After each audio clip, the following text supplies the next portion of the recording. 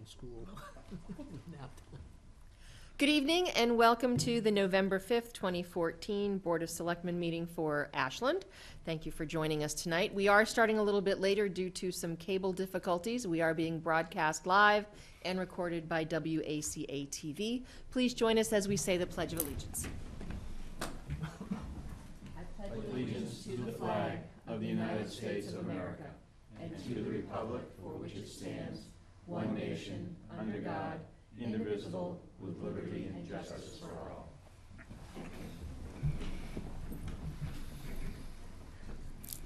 We do have a full agenda, but hopefully not as full as our last meeting. So I'd like to open it up to citizens' participation.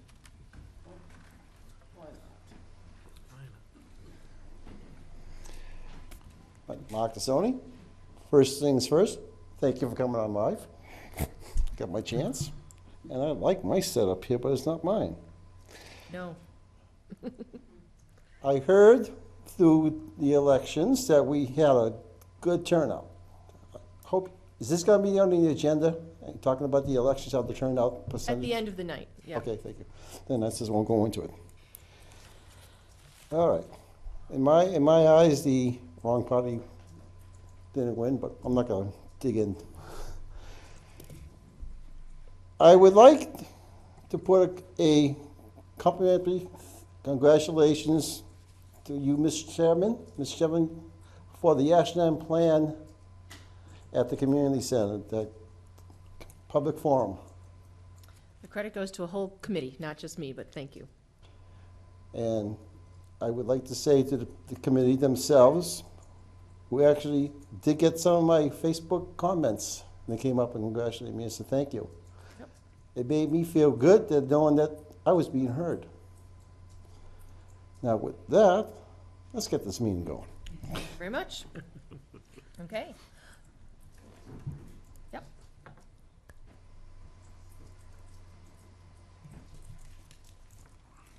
Hi, Roberta Suleiman, 28 Woodridge Lane, Chair of the Ashland Open Space and Recreation Committee. We are launching the update of the current Open Space and Recreation Plan that was approved by the state in 2010. And having an approved plan allows us to apply for and be eligible for some important state grants, including the $500,000 land grant that was used to pay for, in part, the purchase of Warren Woods. So we are launching the update with a public forum on Wednesday, November 12th. And I just wanted to invite all of you, Board of Selectmen, and the town manager and the assistant town manager and Susan, and everyone in the audience here and at home to come join us on the 12th. It'll be the first of several forums that we're going to have in addition to other forms of outreach. We had tremendous and very intensive outreach when we did the last plan. We had 6 public forums, a website, we had surveys that we did townwide, we have an email box, and we had the plan and the draft on view for people to comment at the library. So we plan to do a lot of those things again, even though this is an update, not starting from scratch. And the 4 main goals of the plan, just to let people know what it might be about if they're thinking of coming, are for preservation and conservation of our natural resources, not just our land, but including our water and other natural resources, to create and maintain diverse recreation opportunities for all of Ashland's residents, and to protect the quality, character, quality of life, and health of Ashland, again, addressing water issues, brownfields, those kinds of things, and to develop a strong constituency for recreation and for open space. So it touches on a lot of the things that are currently being worked on in town, land use decisions, water-related decisions, multi-use trails, and sustainability issues. So I'm hoping that people will join us for the first of several forums. It's Wednesday, November 12th from 7 to 9 p.m. at the Ashland Public Library. So thank you very much for the chance to mention it tonight. Thanks. You're very welcome. Okay. Anyone else for citizen participation? No? Okay, if I could have Mr. David Manoogian come up. He is going to talk to us about deer crossing signs on Chestnut Street near Warren Woods. Thank you, Madam Chair, members of the board. That's pretty much it. We had a request to place a deer crossing sign on Chestnut Street near Warren Woods. It was a residential request. There have been a number of sightings of deer crossing from the woods over to the orchards on the far side of the street, right on the Holliston line. The resident has graciously donated the funds for this sign, so we're just there to help place it in a proper location. We work with the resident to make sure it meets the MUTCD, the national standard. It would be a sign that's 24 inches wide by 30 inches tall. And I've spoken with my counterpart in Holliston, and they're prepared to put up a sign as well, also graciously purchased by the Ashland resident. So just wanted to get the board's permission. Okay, any questions, comments? No? Okay, if I can hear a motion then. I move that we grant the DPW the right to install the sign, the deer crossing sign up on Chestnut Street. Second. All those in favor? Aye. Aye. And thank you to the resident for donating them. Very good, thank you. Okay, thank you. Okay, that only took 5 minutes instead of 10, not even. Okay, our next item is a tax classification hearing, which starts at 7:20. So I'm gonna wait just a few minutes. So we are going to just look at acceptance of minutes while we wait until 7:20. We have 2 sets of minutes, and a regular set, and then our joint with Hopkinton. Any comments, changes? I didn't see anything, they looked good. Yeah, they look good. Okay. If I can get a motion?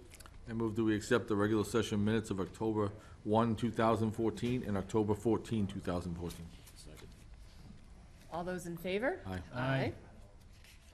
Okay. So those have been accepted. And approved. So we'll get them up as soon as possible. The website? Yes, we will. Okay. And just, again, to sort of wait a little bit.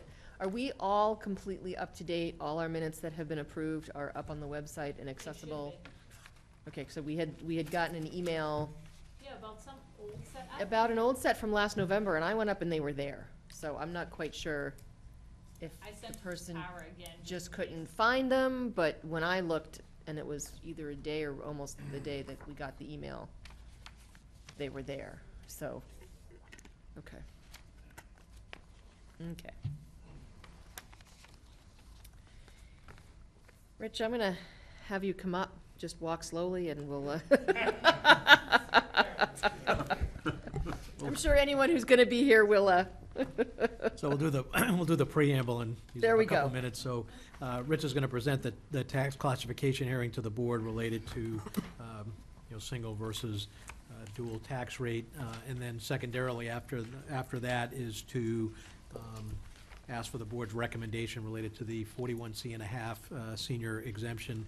That'll be on the town meeting docket that we do every fall. So he'll cover that as well once he's done with the tax classification hearing. Okay. So I'm going to read our legal notice for the Town of Ashland Board of Selectmen. In accordance with the requirements of Massachusetts General Laws, Chapter 40, Section 56, the Board of Selectmen will hold a public hearing on fiscal 2015 property tax classification on Wednesday, November 5th, 2014, at 7:20 PM at Town Hall, 101 Main Street, Ashland. The purpose of the public hearing is to consider the percentages of the fiscal year 2015 tax levy to be borne by each class of taxable real and personal property. Parties wishing to be heard on this matter should appear at the time and place indicated above. Interested parties who are unable to attend the hearing may submit written comments to the Selectman's office. Okay. We are officially open. Okay, thank you very much. This is the time of year where I get to, see if I can raise this up. Doesn't raise, does it? No. Okay, I'll just talk loud. This is a good opportunity that I have each and every year to provide the board with an overview of what's happened in the past year in terms of valuation throughout the town. This year, we went through a revaluation. Everything went well, a lot of changes in town. Right now, the values are kind of in a pending state. We did receive preliminary certification of values this afternoon from the state, but there's still a little bit more in the process before they could become finalized. But if we just look at the packet that I provided you with, this will probably give a pretty good overview of what we've done this past year in terms of assessments. Page 1 just pretty much gives you an idea of what happened in the different classifications. You'll note that the single family, for instance, on average increased about 4% from the previous year. Condos, again, about 4%. Of course, it varies a little bit, but we're just talking averages. On the multifamily side, 2-3 families, very little change there. And of course, this is all predicated on the sales of the previous year in the real estate market in Ashland. That's what I have to go by. That's how I derive my models to produce the values. So the vacant land up a little bit. The vacant buildable lots in terms of value up about 10% from the previous year. Large apartments didn't change a whole lot. And on the commercial industrial side, about a 2% increase per average. And again, that's all supported on sales that I have to analyze and use in my modeling process. If you want to flip to page 2, that'll give you an idea of, in terms of valuation and percentages of each class, the change from last year to this year. Overall, total valuation, Ashland is up about 4% from the previous year. Sales throughout the town, we're running very high, both last year and sales coming in this year. It seems like about a year and a half ago, Ashland kind of turned the corner as far as losing value, and it went from a kind of a stagnated economy in terms of real estate to a booming real estate market again in Ashland. So, I mean, that's a good sign. That's a good sign for the homeowners. But in terms of taxes, it's a different story. But anyway, you can see the valuation difference from last year to this year. In terms of the classifications between residential and commercial, the breakdown, further down the list, you can see it's about a 91% residential valuation to 9% commercial. That split didn't change a whole lot from last year. Little bit up for residential, but by and large, it's still around that 91.9 division of value there. And at the bottom, you can see the assessor's recommendation for a single rate. If we flip to the third page, the back page, it'll give you an idea in terms of split rates. If you shift the burden a little bit from residential to commercial, you can see I gave some examples there in just 10% increments, but you get a good idea of what would happen if you did shift the burden a little bit. less on the residential and more to the commercial. You can see for every 17 cents from the single tax rate on the residential side, the commercial rate would increase about $1.73. And you can see that remains constant throughout. So I may have failed to mention that the projected single tax rate here in town would be $17.30, provided there aren't any changes coming from the Department of Revenue where everything gets approved at what it is now. The single tax rate is projected to be $17.30, and that's down about 9 cents from last year. Last year's tax rate was $17.39 per thousand. So in closing, I just want to say that the Board of Assessors has recommended a single tax rate again for fiscal year 2015. Okay. Questions or comments from the board? Steve? Rich, what's the average single-family house? On average, the average single-family house this year is about $378,000. That's up from last year. Last year, the average was about $365,000. Okay, so give us some concept of average increase in real estate taxes based on a lower tax rate, but... Lower tax rate, but higher assessments.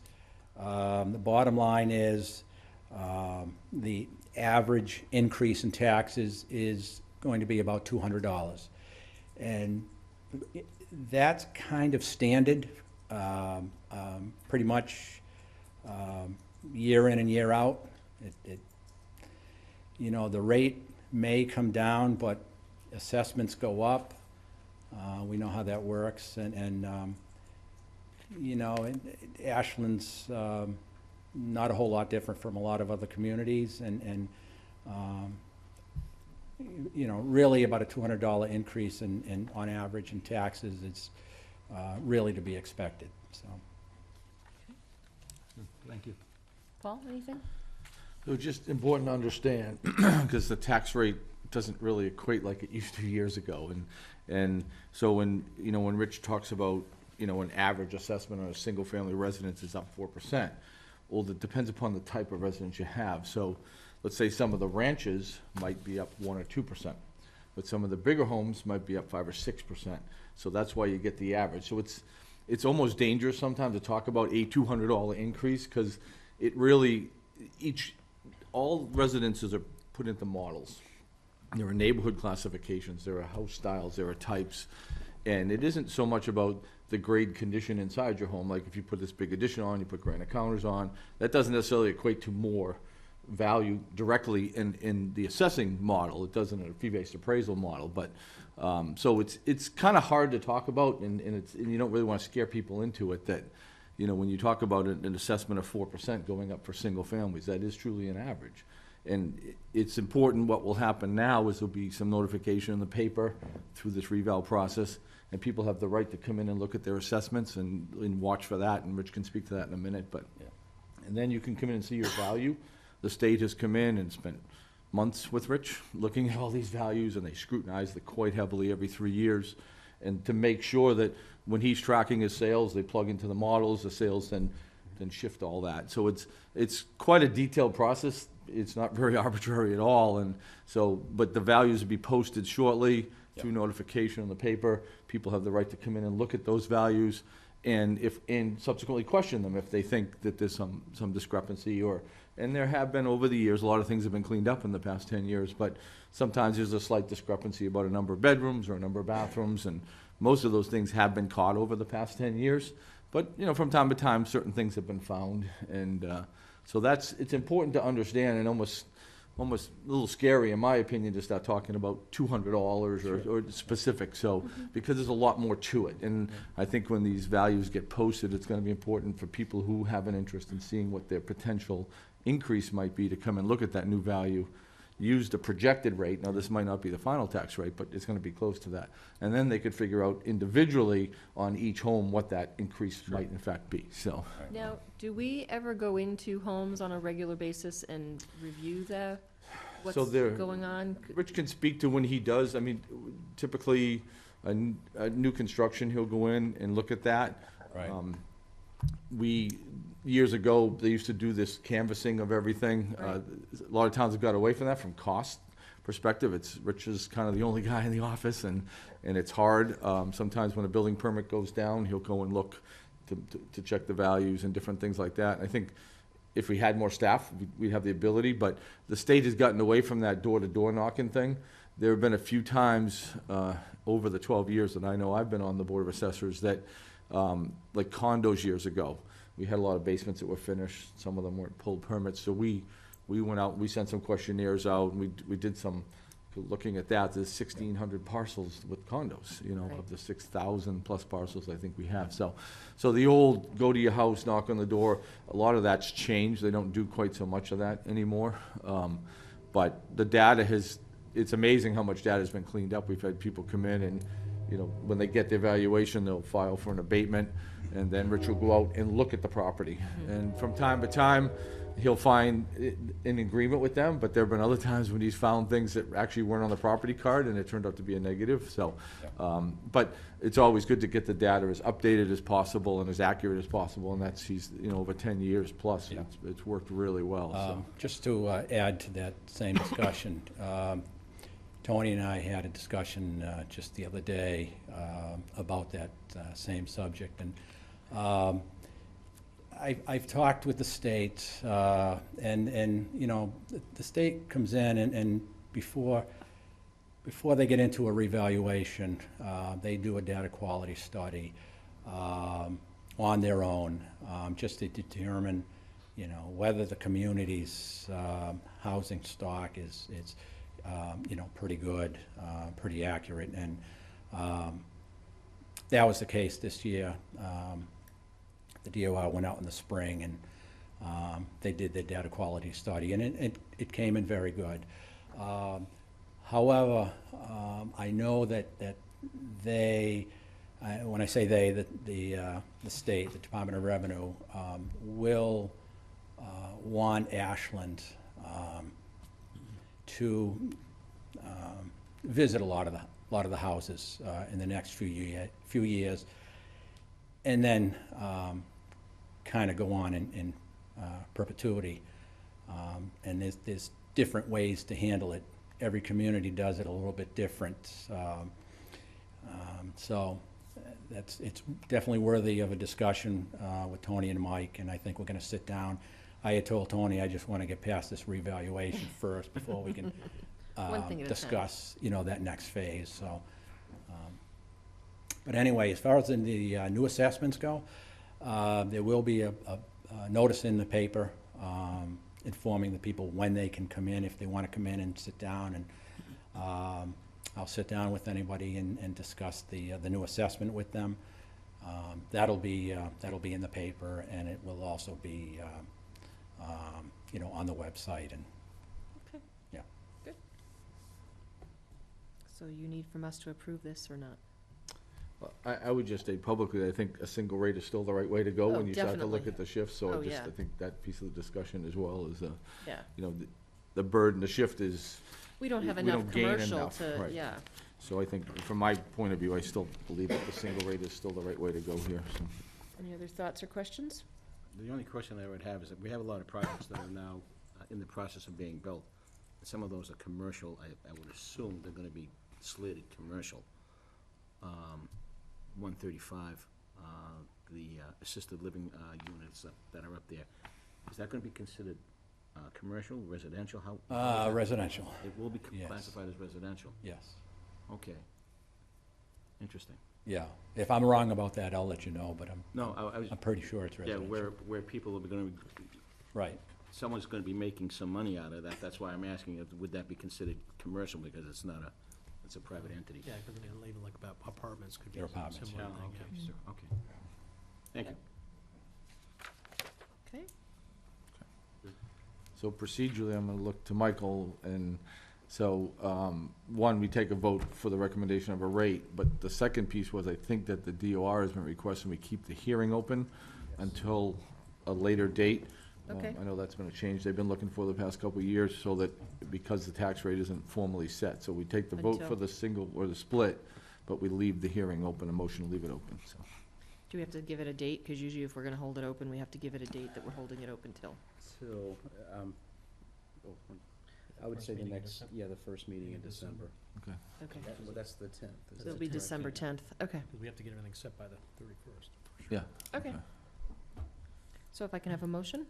So I would move that we maintain the single tax rate here in Ashland for the fiscal year 2015. All those in favor? Aye. And then I would move that we continue the hearing till December 10th, and do we want to do 8:15? I mean 7:15, 7:30? I think we're going with 7:15. Let's do 7:15. Okay, so 7:15. Okay. Okay. I can get a second? Second. All those in favor? Aye. Aye. Aye. Okay. So this public hearing will be continued until December 10th at 7:15. Okay. Okay, and Thank Rich, you, Richard. if you can take the selectmen through the 41C and a half proposal. 41C and a half, each and every year, the selectmen need to vote in percentage in the calculation, in the equation. 41C and a half, it's commonly referred to as the elderly exemption that we have in town. It's income-based for qualification purposes. We do get a fair amount of applicants each year, generally between 180 and 200 applicants qualify for the exemption each and every year. The exempted amount, it's not a stated amount, like $500 or $1,000. The amount of the exemption changes each year, and there's a whole formula involved. It involves the tax rate, involves the average assessed residential value, and that includes all residential parcels, not just single-family homes. So there's a lot to it, and that's why it's never the same amount each year. But there's flexibility in that calculation where the selectmen can choose a percentage in that calculation, and I believe they can choose between 6% and 20%. But historically here in Ashland, we've always, the town has always adopted anywhere between 9 and 9.5%. And once it runs through that algorithm, generally your exempted amount is around 500. Usually it's a little bit more than the 500 for the exemption for that year. And if you look at the document in front of you, it shows the percentages anywhere from 9 to 11%, and it gives you an idea of where the exemption amount will result in. Yep. And this is income-based, The exemption itself not is just all age-based. it's all income-based, correct. Right, yeah. And it's household income. It's household, yes. When it first was adopted, it was not. So this is, if you don't mind, so No, this go is a ahead. rollover from the old 41C. We are still one of only 2 or 3 communities that have adopted this. Wow. The old exemption, the income limits were incredibly low. We only had 28 people that qualified.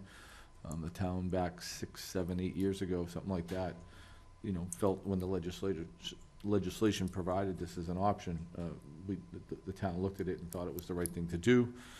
It is $100,000 plus every year to the budget, but we felt that it was a good thing in this community to do. Typically, the old exemption was set at 500.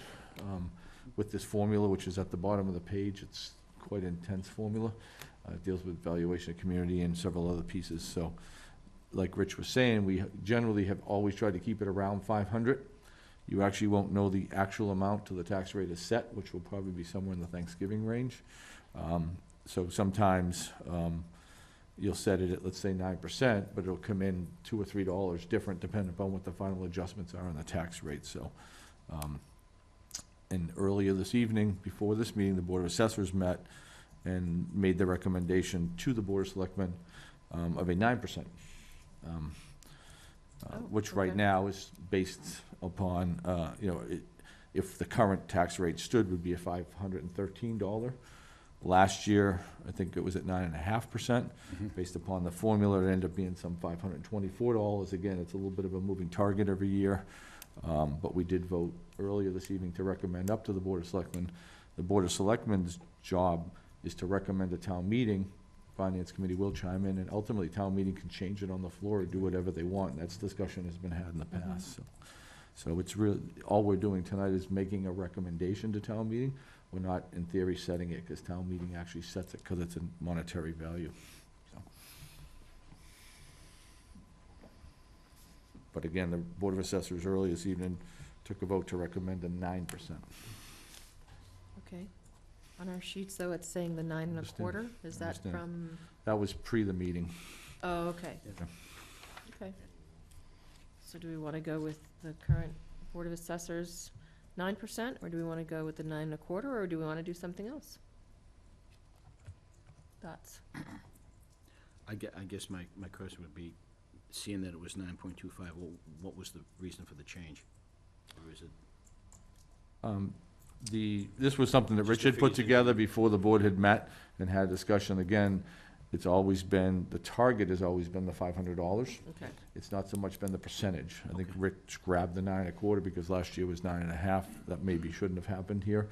But it's always been a target to try to keep that. Around We 500. do not get, the original 28 people that qualify, we do get some money back from the state for those. But all the other people that came in after we adopted this, it's all on our budget. Right. So, and it's not that these people don't deserve it.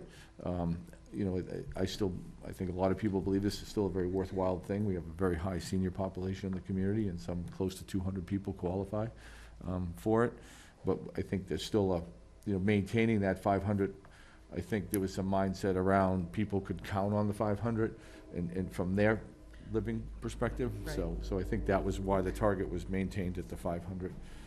Again, in previous years, there was some discussion on town meetings that raised it to 1,000 and modify, but town meeting can do whatever. We're only making a recommendation. Right. So Okay. So that's kind of the basis there. So do I have a motion and a recommendation? Sure. I move that the board support a 41C.5 property tax exemption for fiscal year 2015 to equate to a 9% amount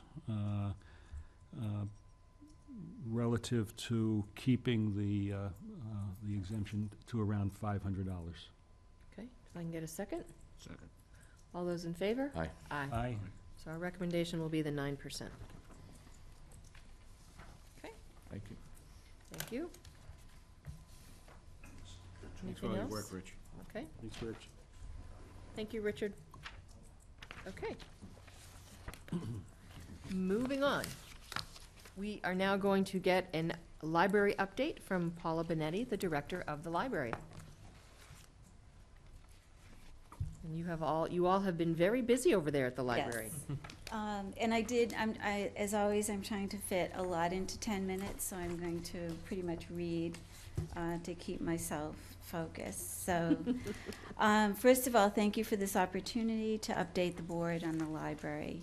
This year we had 2 summer projects, the ever popular and successful summer reading program and strategic planning. And it seems like there's strategic planning going on multiple All over committees town. in town, so.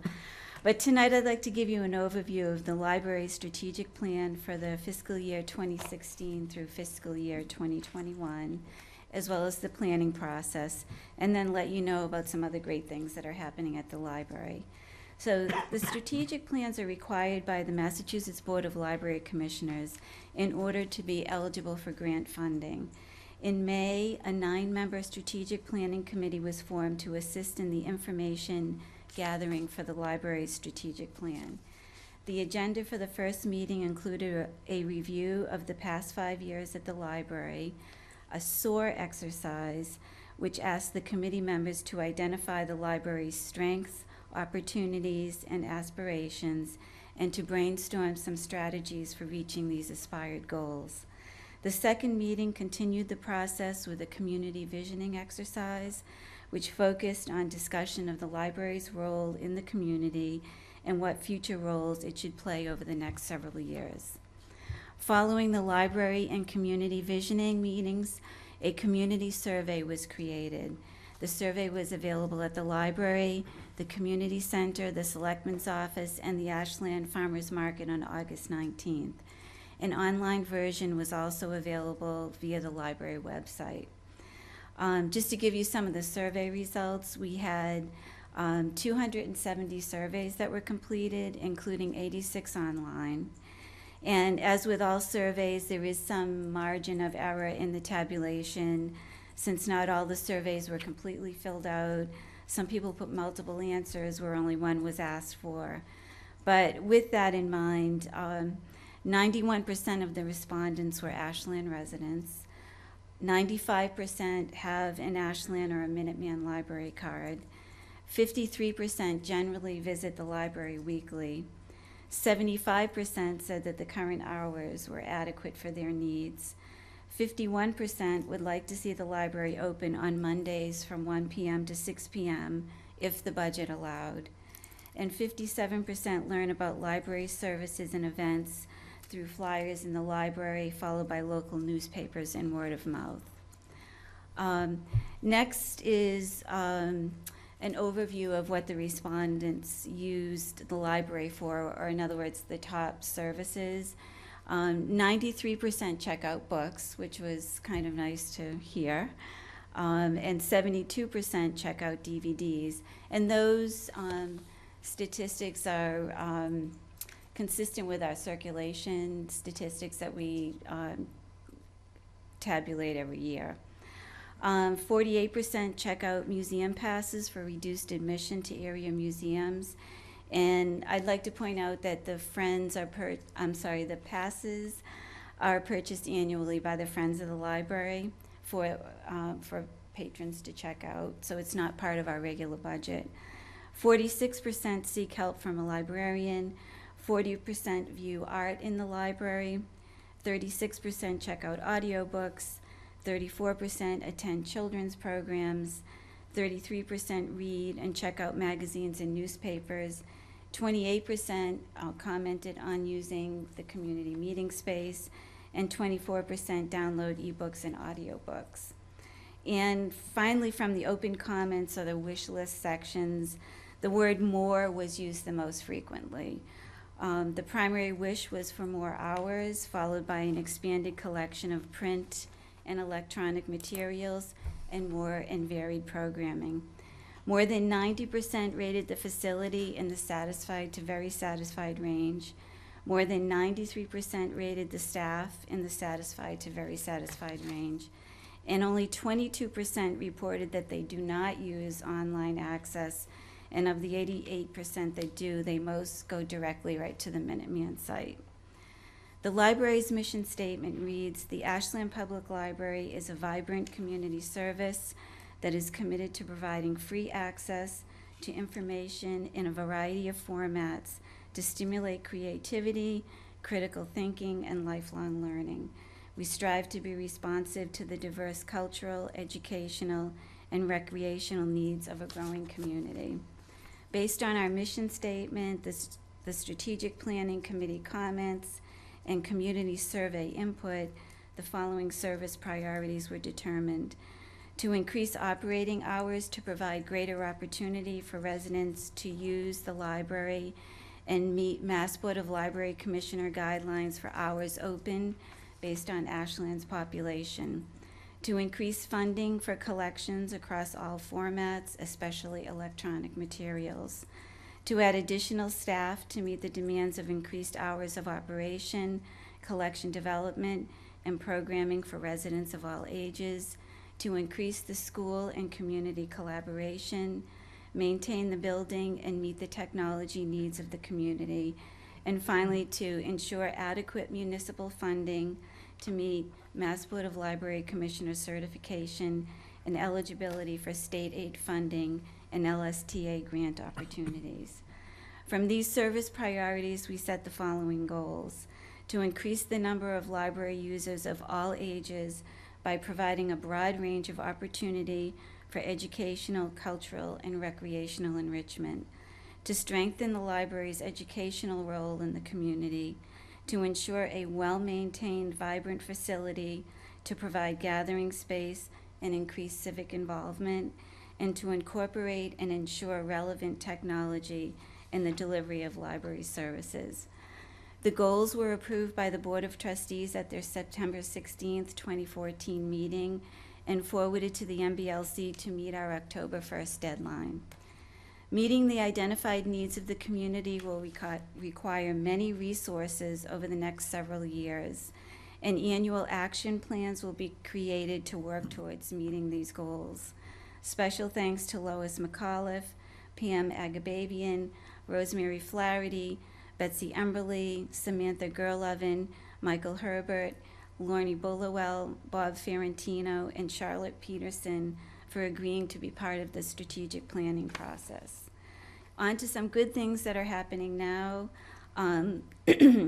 We are grateful for the additional funds in our fiscal year 15 budget that allowed the library to open an additional 5 hours on Fridays.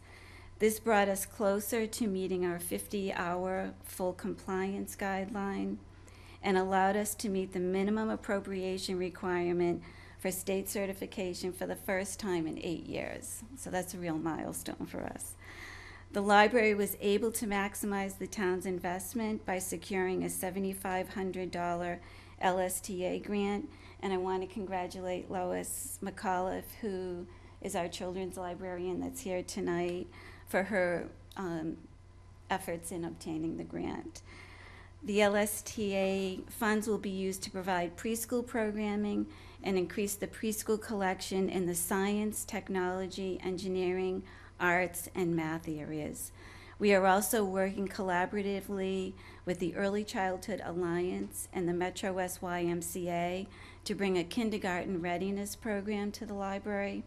This will include parenting workshops and a weekly bilingual play group with a literacy component.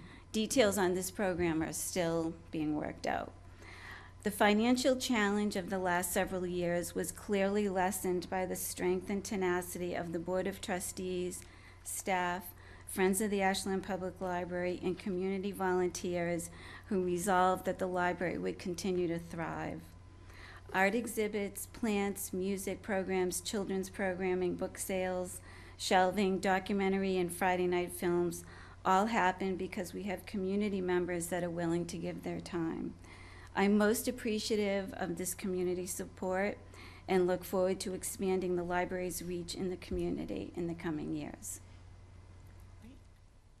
Any questions?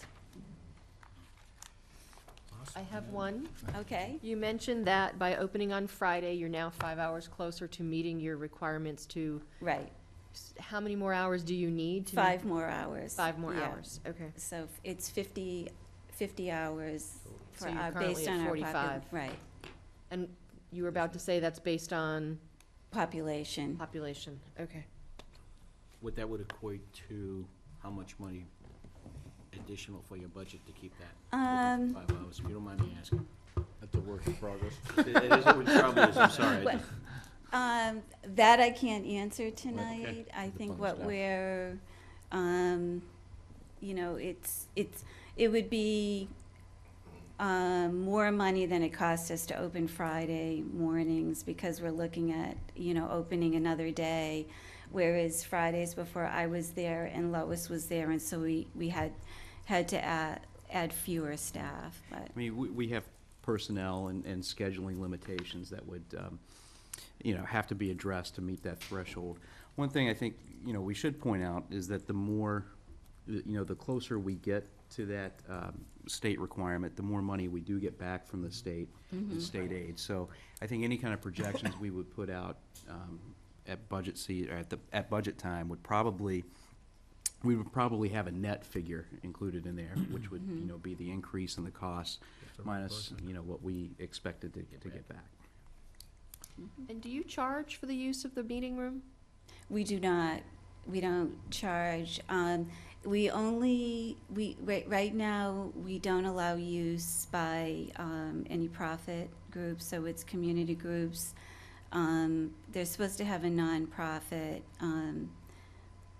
ID. Status. Yeah, if, but no, we don't charge anything. We're totally free, still. One of the few. Is that something to consider? The ability to rent out that space to for-profit places who want a place to meet? I mean, I don't know, I'm just. Well, the community center is doing that right now, but, Yeah, I think there actually are some regulations with regards to the public library Oh, okay. and what you can and can't do in terms of charges, because, the whole premise is for it to be accessible to all. Right. But I think it's Yeah. something that we would certainly look into, especially if a for-profit organization would like to utilize the facilities.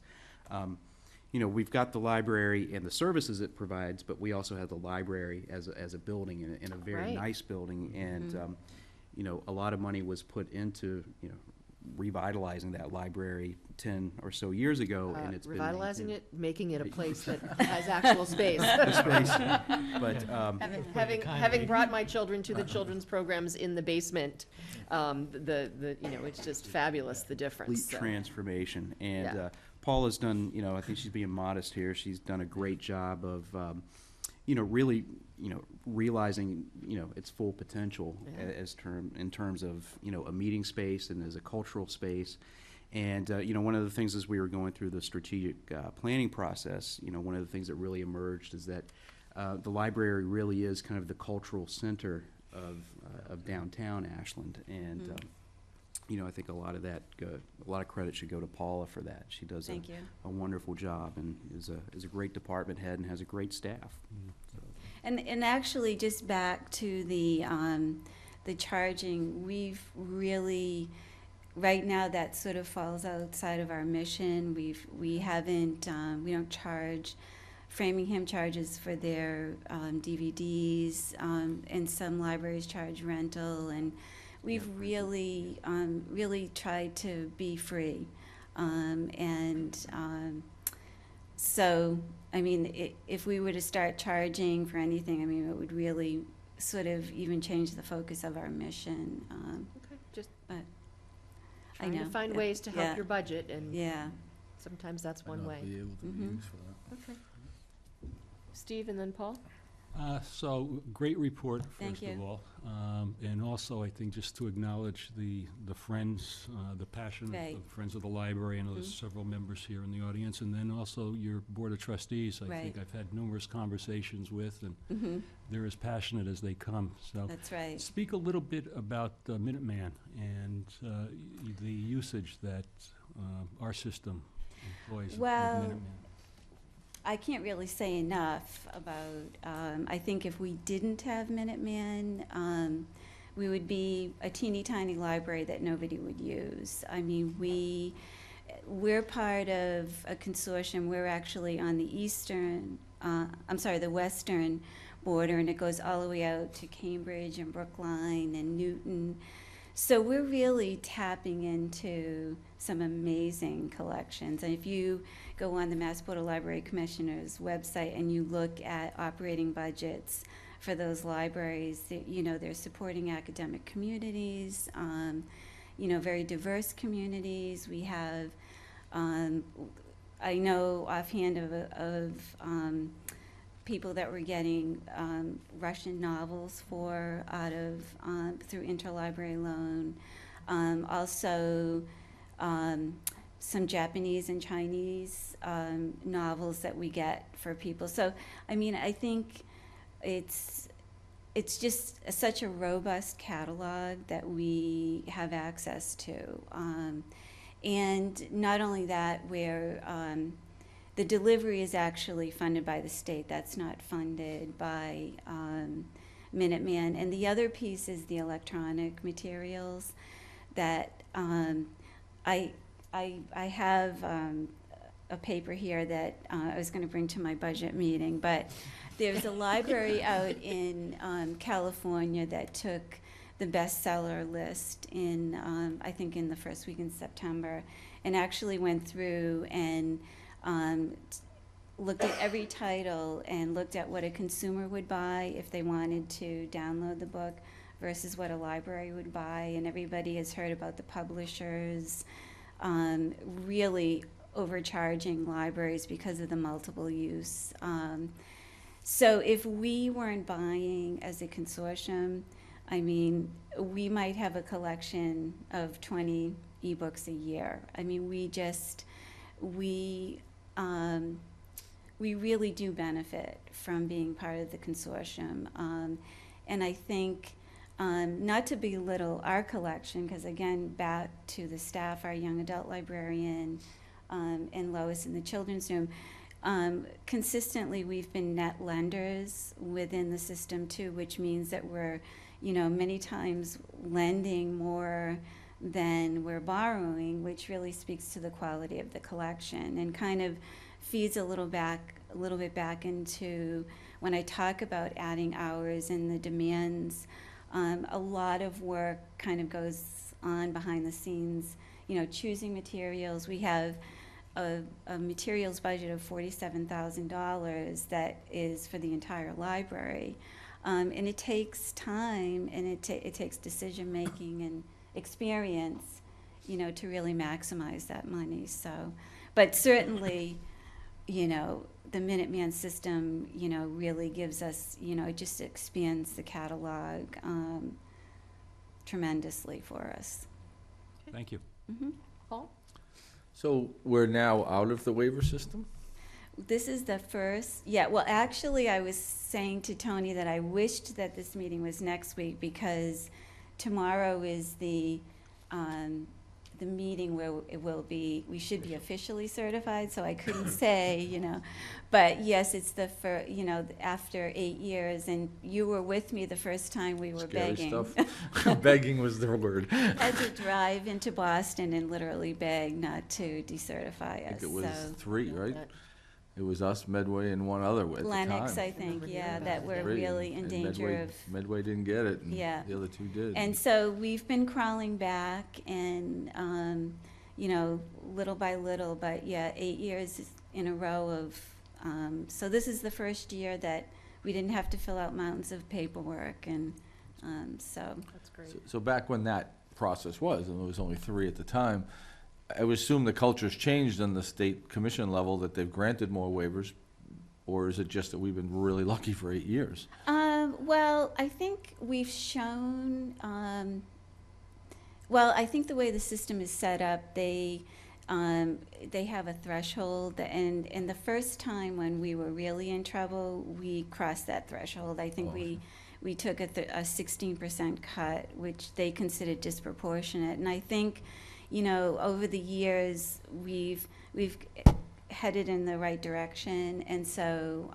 we never crossed that threshold again. But we were sort of in the middle. We weren't meeting, and we're still not meeting everything, with the hours open, but we are now meeting the minimum appropriation. So I was thrilled. I mean, it's a really, and the trustees, we were, when the budget passed, we sort of looked at each other like, is this really happening?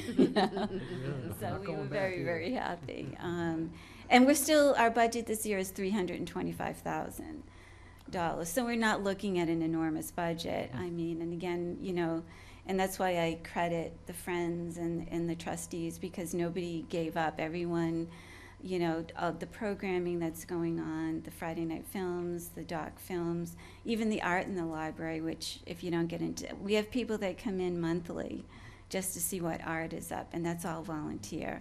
So, I mean, we really, we depended a lot on the strength of the community and the volunteer hours that were put in. Great job. Thanks for keeping your spirits up. So the, Okay. so the message, Paula, is to eat out more often in Ashland restaurants. Oh, that's right. And I do it. We've celebrated probably 3 or 4 events at Stone's Public House since There you go. the meals tax passed. So, Let's keep that going. yeah. Anything else? Thank you very much. Okay, Thank thank you you. to you and the board and Yeah. all the members of your committee. All the hard work. Okay. Moving on, we have another presentation that's from the library and Friends of the Library.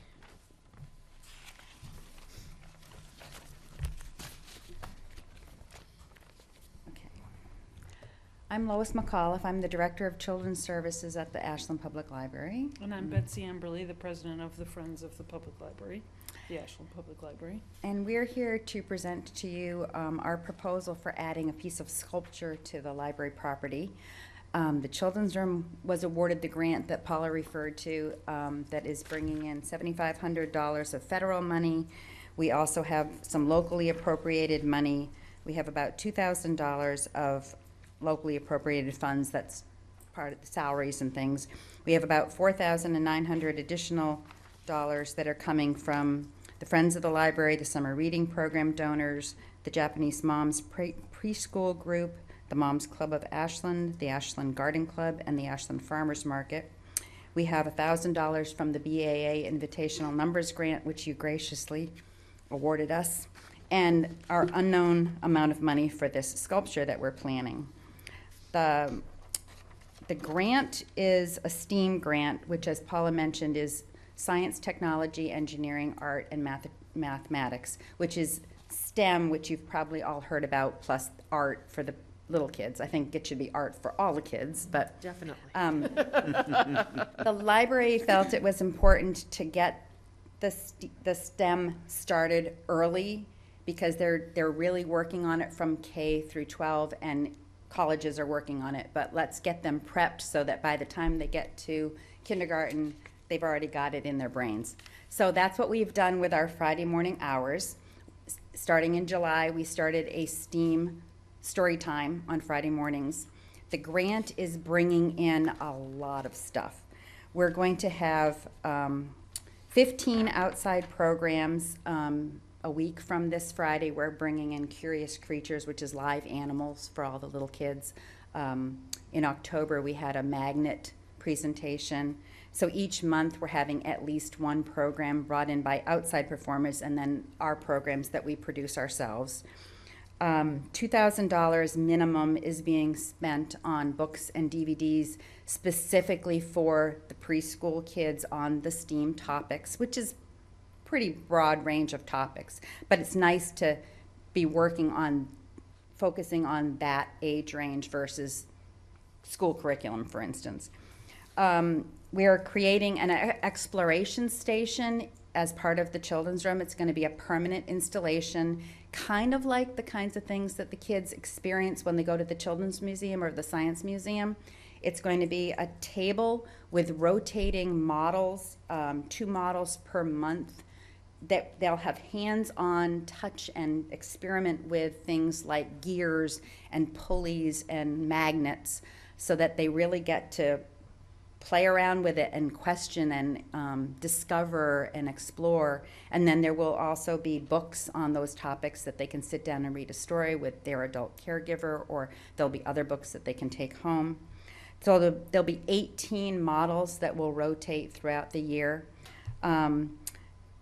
There's going to be 2 story walk projects. That's kind of a lot to explain to you, but basically you take apart a picture book, you put the pages on stakes, and you spread them out throughout an area.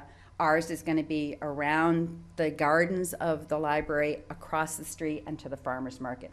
I considered starting at Town Hall, but that's just too many streets to cross, so I'm sorry. But we are coordinating this project with the Garden Club and the farmer's market, and the first story walk it'll be a week-long thing, but the first one is going to take place for the week of the first farmer's market, so that they'll start at the library, they'll read the story as they go along and explore the library grounds, they'll cross over, and they'll end up at the farmer's market. So it's kind of a win-win for both of us. Cool. There'll be 2 of those, one in June and one later in the summer. And then we're going to buy a couple more museum passes. And the last thing, which is the big ticket one, is we'd like to add this kinetic sculpture to the library grounds. Kinetic, for those of you who don't know, just means that it's moving. This is going to be moving with wind, which will bring in the engineering and the art and the components of the STEAM that we want. It's not just going to be something that stands there, but it will have something going on. So that's Betsy's part of it.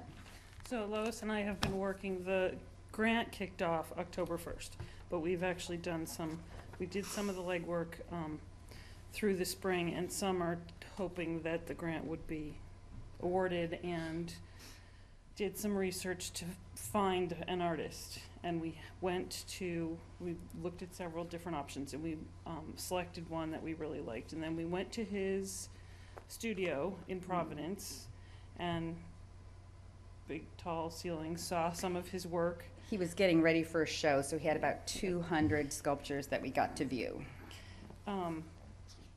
And have been communicating with him since then via email with some of the factors that we would like him to take into consideration when he's designing. And I don't know how this works now. Do I do this? There you go. Just hit the arrow button. Okay. Okay, so the photograph on the left with the ladder is 10 feet, and that's the space, that's approximately where the installation will be. And the roof line above the foyer is about 12 feet. Yeah, So that the sort of start of the gives you- shingles is at 12 feet. Gives you a sense of the scope. And we will have some landscaping done around the sculpture. So there will be a concrete base so that the sculpture can be bolted down so it's permanently installed. And then around the concrete base there will be wood chips with some plantings. And I have not approached the garden club yet, but the Friends will provide the plants, and we hope that they'll help us maintain along with the rest of the gardens. But that way you won't have to mow around the base of the sculpture. Right, okay. And the photograph on the right is one of many of the first round of drawings that the artist did for us, and it is just the first round. On the next It's not what we're going with. It is not going to be that tall. It is not going to be that heavy looking. Oh, it's actually in the picture? Yeah, it's hard to Yeah, see it. he drew it Oh, on yeah, the, it's he hard to drew see it from on the, there. yeah. Pictures aren't that clear. Oh, That's okay. all she's Okay. referring to. Look up there. Yeah, that one's really good. Oh, But okay, now I get it. this is not, Yeah. this is just a sketch. Now I see it. It's the big black thing in the Yeah. picture. Yeah. Okay. I got it. We have many rounds of going back and forth Yeah. before we get to an actual design. Okay, So you can, if you take a look at a clearer image, yeah, what he drew is taller than that roof line.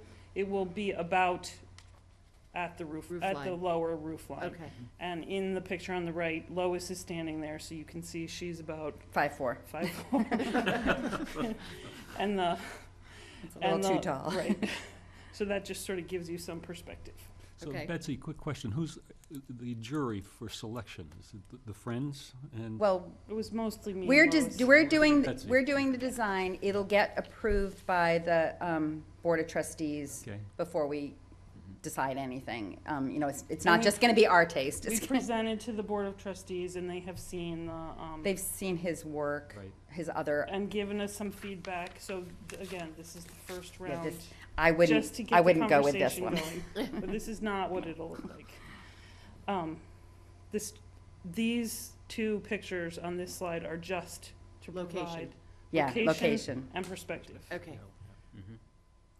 So the image on the left of the second slide that's one of his sketches that he didn't draw right on a photograph. He was just Right. trying to do it really quick so we'd have something to show you. This is not at all, yeah. What's And significant about the image on the left, his sketch on the left, is there's a ring with parts that, if you look at it more closely, there's some numbers and some arrows and some gears and some springs, clock parts, Yeah. which But will parts of a be. clock. Parts It of a won't be a clock. working clock. No, No, it's okay. just things that suggest will- clocks. Okay. What we are imagining is that those will be part of a mobile, that will be what's moving in the wind. Okay. And on the right, the image on the right, he uses a lot of colored glass discs. And I said one of the Ashland blue. colors Yeah. that jumped out at us right away was the clocker blue. So Good. that Nice. just demonstrates the clocker blue. Okay. On the next slide, on the left, is an example of how a lot of his work, he has multiple planes. So it will, what we're imagining is that it will look sharp from anywhere, because people will be walking around on the sidewalk. And then on the right, this is New England. So that's just an example of his work in the winter. Okay. But again, this is not what we're, No, These no, are no, just- that's fine. Yeah. This is just to give us an idea Yes. of what his work is like and Yes. what Yeah. you're working toward. great That's, stuff. yeah, very nice. and he has a pretty healthy sense of whimsies, and that Which- we were drawn to that, I mean, especially it's because a Love the kid's dangling yeah. feature. grant, so. we want the entire community to enjoy it, but this is funded by the Friends as Right. part of a grant for the kids, so. Right. And the last slide, the image on the left is a closer example, a closer up example of a ring with some dangling features. Those are stationary features, and what we'll have him do will be, Something that the moves. kinetic piece will be part of that. And then another point we've been making with him is that even though we want this to be something children can interact with, it's a public installation, we want it to be safe. We don't want them to climb on it. Yes. We want them to interact with it, we don't want them to climb on it. Yep. So the image on the right is a vertical base that is a possibility of how he could elevate it. Sometimes he's got features that Yeah. look to me like steps, and it's like, Mm. we want to avoid that. And the other thing with the vertical lines is that it echoes the columns of the building and the tree, so that'll help tie it in with its surroundings. All the aesthetic features tying in. Yes, Nice. yes, we go over some of these, Okay. or just wait till Um, if they have questions. No, I'll say this part anyway. Okay. So this is to be erected in memory of Janet Eames, who's a past president of the Friends of the Ashland Public Library. As Lois mentioned, as part of the STEAM grant that was awarded, which Lois worked very hard, and I don't know if any of you have done grant writing, it's, Not easy. it can be very tedious. So anyone who's interested in contributing to the cost of the sculpture in Janet's honor is welcome to send a donation to the Friends of the Ashland Public Library. We've got some more information on this second sheet. I don't know if you want any of it on Just some, I the think we should record. probably Yeah, tell them the points that we thought you may be concerned We about. we've already we considered. considered very carefully a number of things that we, like the safety factor that we talked about climbing on it. It's going to be bolted down to a concrete base so that it can't be tipped over in a hurricane or stolen. We have to consider the tree roots. It's relatively close to a large tree. We have to consider that when we put the concrete in, make sure that we don't damage anything. We already mentioned mowing around it. We want to minimize that. We're going to swoop the bark mulch so that we have a nice pleasing curve, like the curve that they have now, but it'll go around the tree and around the sculpture and really minimize any problems with mowing. If anything happens to the sculpture, the movable part, we already discussed this with the artist. He's going to make it so that if that movable part Gets- comes down in a hurricane, gets damaged, stolen, gets yeah. damaged, it will look complete without that part. I mean, we want that to go with the grant, but if it ends up missing in 5 years, he And it can needs to be either pulled down replace for it. repair. Yeah. We'll either be able to replace just that part, or it will stand alone without that part. Very It good. won't look unfinished. Good planning.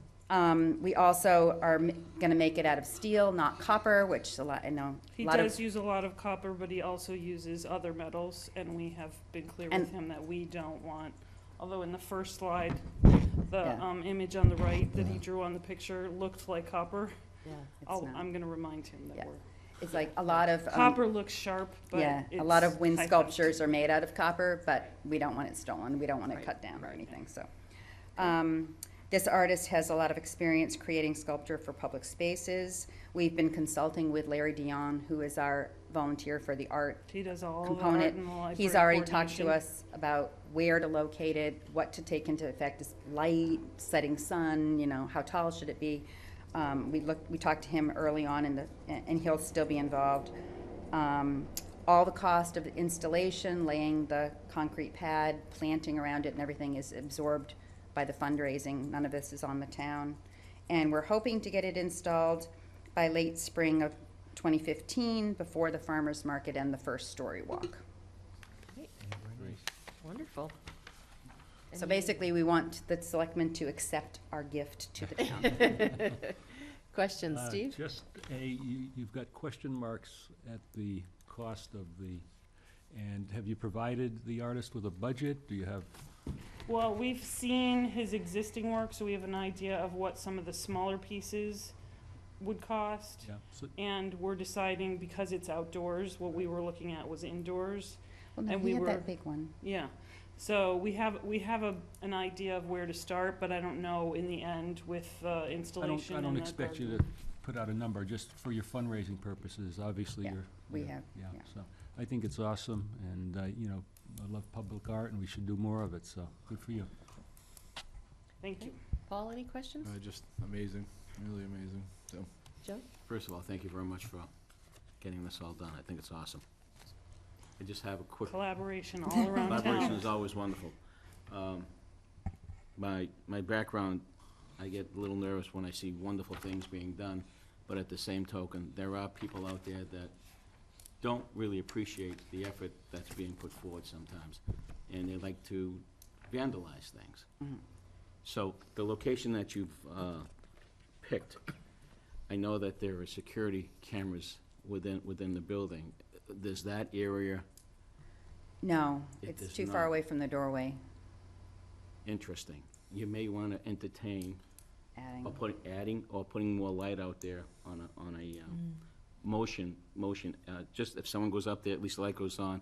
Nobody likes being seen. Right, that's a good Just- point. That's a very Grant good request. point, And as yeah. I said, we're in the initial phases. Grant request, Yeah, a grant request for maybe an additional camera and lighting may be beneficial at this time. Just a Spring thought, just, Very Spring good round. thought, Spring round. you know, yeah. so. But I think it's That's wonderful. a great point, Yeah. and I welcome any input and feedback and questions. Mhm. As I said, this is the initial stage, so we'll be, And this is just what, I mean, the safety things and stuff are just what we came up with on our own, we Right. haven't No, really. no, I- gotten I- it, Yeah, Just, no, it's a very good point. just a thought. And that's all. just to piggyback on Joe's thought, how about lighting it from below? Is that part of the install? that is, we're not there yet, but Yeah. it's something we can certainly Yeah. consider. It We're, would we're be jotting down these notes. yeah. Dramatic to see that at night, to To have be it lit, lit to be lit, Yeah. absolutely. from Yeah. the ground up, so. And there's that's very good lighting at the front of the something we- building, the right, way, you know. Consult with Paula about too, and the trustees. Yeah. I'm not trying to add to the cost, but trying to add to the safety and to the beautification. Enjoyment, yeah. Let people see what's out there, so. Yeah. So And if people, first of all, thank you. This is a great presentation. Congratulations on the grant. I think anytime you can, as Steve said, add art to our surroundings is a wonderful thing. Many people may want to donate. How can people donate and earmark it for this project? They can send a contribution to the Friends of the Ashland Public Library at 66 Front Street and note in the memo area, kinetic sculpture. Okay. Great, and we can make sure that that gets publicized. Yeah. Thank you. You're welcome.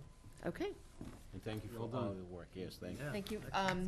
Vote to accept it. Let us vote, if I can get a motion to accept this. So I would move that we accept the donation from the Friends of the Ashland Public Libraries. That's where it's coming from, right?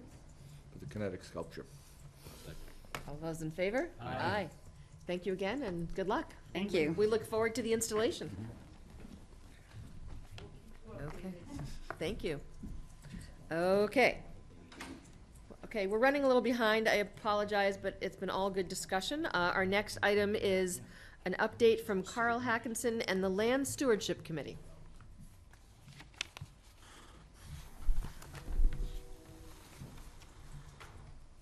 Good evening. Carl Hackinson, 346 Chestnut Street, on behalf of the Land Stewardship Committee, to give you an update on what we've been doing at Warren Woods over the past year. As you probably remember, in May of this year, the board allocated $8,700 from the Northeastern Mitigation Fund for some work at Warren Woods. From that $8,700, we used $771 for 300 pounds of seed to supplement the alfalfa that we planted last fall. It turns out that we didn't plant enough grass to provide the hay that we had hoped for. So we bought that in and planted that in May. Got a little bit of a late start, but it did okay. It all came in, and it was harvested, and there'll be a better crop of that next year. But we also had 2 brush hog cuttings at $1,400 each.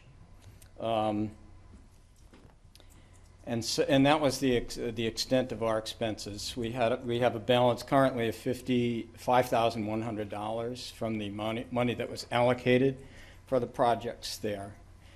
We were able to, most of you know that a haying operation took place on Labor Day weekend. And I approached 5 different farms with regard to the hay situation there. Ideally, I think initially we thought that we would be able to sell it.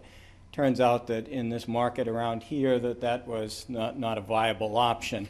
Of the 5 farms that I contacted, 1 in Framingham, 1 in Westboro, 1 in Upton, 2 in Holliston. The response was ranged from no response to not interested to it's not worth our time and effort to bring all our equipment over there. So we had 1 response that said that they would, and that was Eastlake Farm. And so they cut the hay in the Chestnut Street field and the Elliott Street field and Rocky's field for what they called heifer hay, because it was such a late cut. It wasn't hay that they could feed to the milking cows, but to the heifers. They expressed interest in harvesting next year. If we are interested in next year, we should have enough grass for 2 cuttings because the grass that we planted in the spring will have the full season to grow. Any questions so far? We had allocated $4,800 for mowing, and we only used 28 because we were able to hay. So it really did save us money. It saved us $2,000 because if we didn't hay it, we would have had to mow it. And so it did work out, positive side of the ledger. Other things at the Woods, you may or may not be aware that the Holliston portion of Warren Woods was purchased. It was agreed upon, I believe, about 1.5 years ago. In principle, they finally closed on that property, which is on the south side of the Ashland portion in September. And so that is now, it was a public-private agreement, but it's owned by the town of Holliston now, and that's been closed on. Will we extend our trails so that they link up with those? Yeah, the trails had already been linked. Oh, okay. And so we've had discussion with the Open Space Committee in Holliston about working together on these things, except that we had already been working on those trails to clear them, so there's not really much for them to do, other than they have jurisdiction over them. Okay. Any other questions so far? Where are things at with the shed? Weren't we gonna be painting that at some point? Well, the shed, it was a suggestion that, in a conversation that I had with the town manager, but the shed is really your jurisdiction and not the stewardship's committee's jurisdiction. And so I'm not exactly sure where that is. We did get some estimates to do that. Right. You had come to us with estimates to get it painted, and didn't we allocate? No, we didn't. Oh, So no, there was we some still need things to that look we into the needed to lead do. paint. Right. Oh, And lead then paint. there was an issue with the painter's schedule for the fall, and we're still trying to determine the timeframe that the building was built, and Oh, so okay. parts of it were built at different times. Okay. But there was a portion that was there, although they're pretty sure it's staying, you know, it just, right now, we just gotta make sure we follow the right procedures for Okay. lead paint removal, so. So that was suggested, but again, that's the jurisdiction of the board and not our committee. Okay. I would just like to give a shout out to the members of the Land Stewardship Committee, Marcia Rennie and Cliff Wilson and Greg Wands and Gene Crouch, the other members of the committee. They've done a really good job. I appreciate their assistance. And a few other shout outs. Mark Grover has been invaluable. Mark is a contractor in the town of Ashland. It's just been invaluable since we started this in making himself available and for completing the jobs on time and on budget and making the woods look as spectacular as they have been in the fall.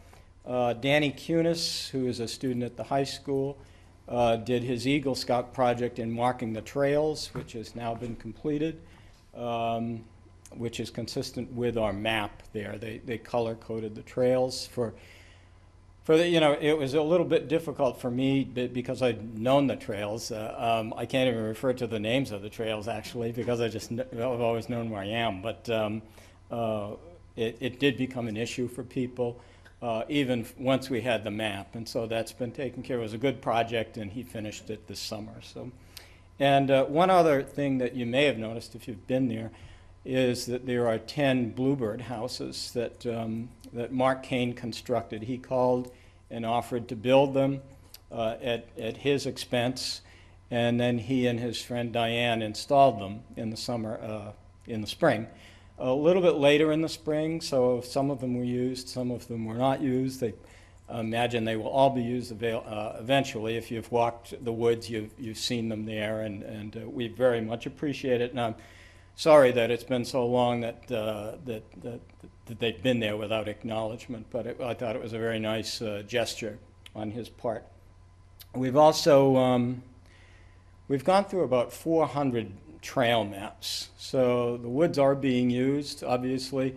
We've gone through 400. I'm sure that people don't take one every time they go there. So I know that I've bumped into a lot of people, some from Ashland, a lot from Ashland, but a lot from the surrounding community. Some people have even come out from, believe it or not, from Boston to take a walk in Warren Woods. And they were the ones that were actually concerned about the trails not being blazed. So now they are blazed. I said, well, you can't get lost out there. And they said, we're from Boston. We can get lost anywhere. So that is all finished. And we have, I would like to commend Greg Wands for doing the maps. He did a great job on it. So I guess that's the bottom line. We appreciate the fact that you allocated the money that you have. We have spent about half of it. We're glad that we didn't have to spend it all to this point and come back to ask for more. We will have some projects ongoing in the winter, so you know, we can come back with a follow-up in the spring if the board would. Is it land stewardship, or do you do it through open space? Any events at Warren Woods, like evening hikes or morning hikes, or Yeah, people out there? It's both. We, the stewardship committee is really charged with maintaining the woods, not running them. But I approached Roberta last week because the woods, at least from my perspective, because things were kind of on time here in the fall, between the haying and the mowing, and then the leaves changing, it really looked pretty spectacular to me. And the trails are all very clear. And so I asked her if it was too late to organize a trail walk, but they have several things ongoing, and they thought that it was really a short notice for an organized situation. We invite people to take their own walks, which people have been. I've met a lot of nice people out there that are very appreciative of having it. I would also encourage people to go cross-country skiing and snowshoeing and use it for winter sports, which people have done before. Again, the trails are very wide and very clear and can accommodate that type of stuff. Good. Okay. Any questions or comments from the board? Sounds good. Sounds awesome. Well, thank you for doing what you do and keeping it clear. Well, thank you. Anything else you wanted to update us on, or? I don't think so. I've got some notes here, but I think I've covered it all. Okay. So I don't think I'll use my 10 minutes, so I'll reserve 5 for the next time. Okay, for the next time. Okay. Great. Thank you, Carl. Thank you, Carl. Okay. And we, of course, have our Warren Woods Ad Hoc Committee that's going on forward. Ongoing. Actually, we have a meeting scheduled tomorrow night, and we're progressing with our mission. And I would anticipate we'd be back to the front of the board in the spring for Okay. an update at this point. Okay, great. Okay, moving on to old new business. Review approved notifications for retail establishments to open Sundays at 10. We did a few of these last meeting, and we have a few more now. The last two, which are Clocktown and Shays, and that will round out all the retail stores to be able to open at 10 o'clock on Sundays. Okay. I can get a motion to approve those change of hours. Any discussion about it, or? And these are the last two, Pretty right? straightforward, yeah. These are- Right. Sorry, They've Paul. requested the change, right? Yes, Yeah, they have they to make a submitted. request, and then the Right, board has yeah, to. I knew that approve was it, the- yeah. That's the procedure. Then there's I think a Form 43, is that what it's called, that gets sent to the state? That we send in saying that you Yeah. guys exercise. To the state goes, yeah. Right. So I move that we grant the change and request, the request for change of hours for Clocktown Liquor Sales and Shays Liquors to open at 10 a.m. on Sundays. Second. All those in favor? Aye. Aye. Okay, can let them know that. BAA update, review and approve the 2015 plan. Tony, take us through this, please. Okay, so we had a meeting with the BAA a week ago this past Monday.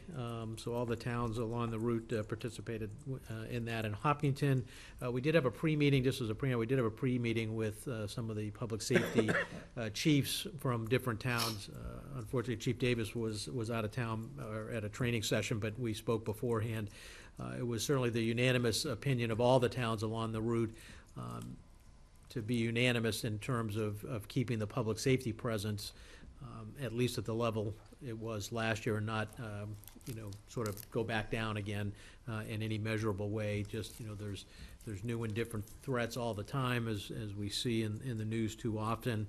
And so we pass it on to the BAA, and certainly they understand that it's not a, money thing to them or anything. They understand that, they run this event at the graciousness of all the towns along the route, and so they're committed to ensuring public safety. So that's all good news. I gave you a little bit of a recap here that Susan put together related to the history from 2011 to 2014. You see our number stayed pretty consistent in terms of the invitational entries that we get, around 20. We did get 25 last year based on the increase in the size of the field due to the events of the Marathon 2013. Proposed for 2015, the BAA authorized all the communities 22 invitational entries, so slightly less than last year, but a couple more than what has historically been handed out. In terms of fundraising, the BAA has raised their minimum recommended funding to $5,000. The majority, except for Framingham, was just sort of getting into a rhythm, I guess you could say, along with those of us that have been doing it for a while in terms of fundraising. Mostly all the communities that are there are all at $4,000. Ashland had been at $2,500 for the most part, and we did a little bit more last year with Genzyme for the additional numbers that they had received.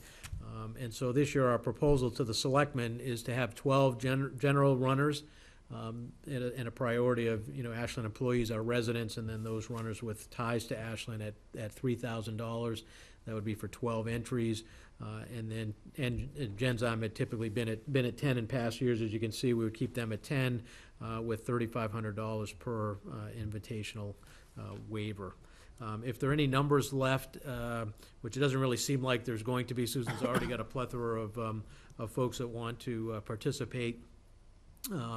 But if for any reason folks, all 12 didn't get given out, Genzyme would be more than happy to take those. And we told them that we would be recommending, $4,000 for any additional numbers that they received.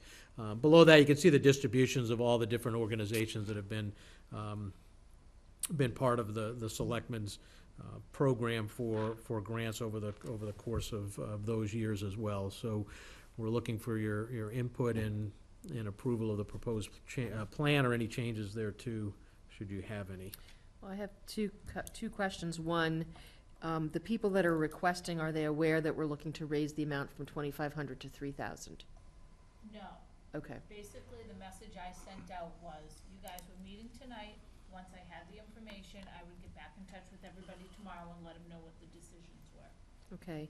And second is, do we think that by November 25th is enough time for people who, or should we extend that? That would be one of my thoughts. People are waiting. I've been holding people off. Okay. Waiting for this, so tomorrow I'm gonna have all those numbers gone. Oh, so you have 12 people already? I have more people than I have numbers for. Okay. So how do we draw a hat, draw names out of a hat? I can take care of the distribution of them. There's a few of them that are returns. With the increase, they may not have interest, but if they're not looking for them, I have other people looking for them. Okay. But I think in terms of priorities, though, I mean, in terms of, Priority will go to Ashland residents and to prior runners. Okay. Questions and comments from the board? Thoughts So on just- raising the fee and how to do it? I mean, the fee, I get it. I assume everyone was getting to that 2,500 milestone in the past. Our biggest challenge, and I think you're all aware of it, is Ashland is not a nonprofit. Yeah. So to try to push it to be even with Dana-Farber, the Cancer Society, Yeah, or that's- whatever, that's a challenge, because it's tough for people to go out. But I think when we have runners from the community of Ashland, it's a little bit easier for them to hit up their friends and family and coworkers for the money. So I think if we still keep it reasonable, I think this is still reasonable. We're still under what everyone else is asking. I think, most people would be willing to do that. I think if Okay. you look at some of the really established fundraising vehicles, and I'll just point to the Pan Mass Challenge, it's $5,000, Right. going on $6,000 to participate at that, so it's, But that's a nonprofit, it's Right. no, I easier, understand that, I'm right. talking about the burden of fundraising, the amount Right. of money for participants to fundraise, and so I think, $3,000 is certainly, given the stature of the event, it's in line with. Yeah. Paul, you had something But else? I kind of worry a little bit about, this is potentially a once-in-a-lifetime opportunity for somebody. It's a great thing to be able to do it. You're limited by the number process. And there might be some people, I remember in the beginning, there were a few people that didn't quite get to the 2,500.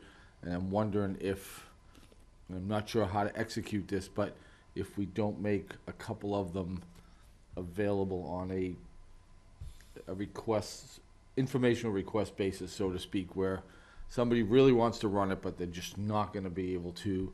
It's a lot to come up with some of this money for some people, I understand. And, we're distributing it back to the community. We certainly have a substantial amount of funds here that come in from this. And I'm just wondering if there's some way, and I don't know the mechanism, I'm just kind of popping in my head at the moment, if there's some mechanism, we could take a couple of these numbers in the event we have specific requests from somebody who, it's been a lifelong goal to run it, they wanna try to do it a one-time only, but they, raising the fixed amount of money might be more of a challenge than we make it flexible.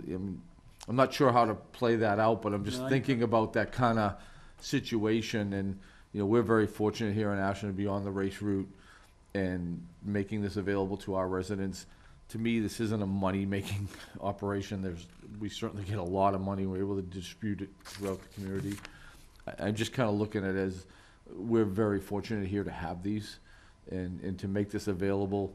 There might be an employee that runs, it's just no way that they could, raise those funds, but it's a once in a lifetime, and we could maybe make it a one-time waiver, and I'm not sure how we do it. Do we do it through written request? I share what you're saying, Yeah. and I get that.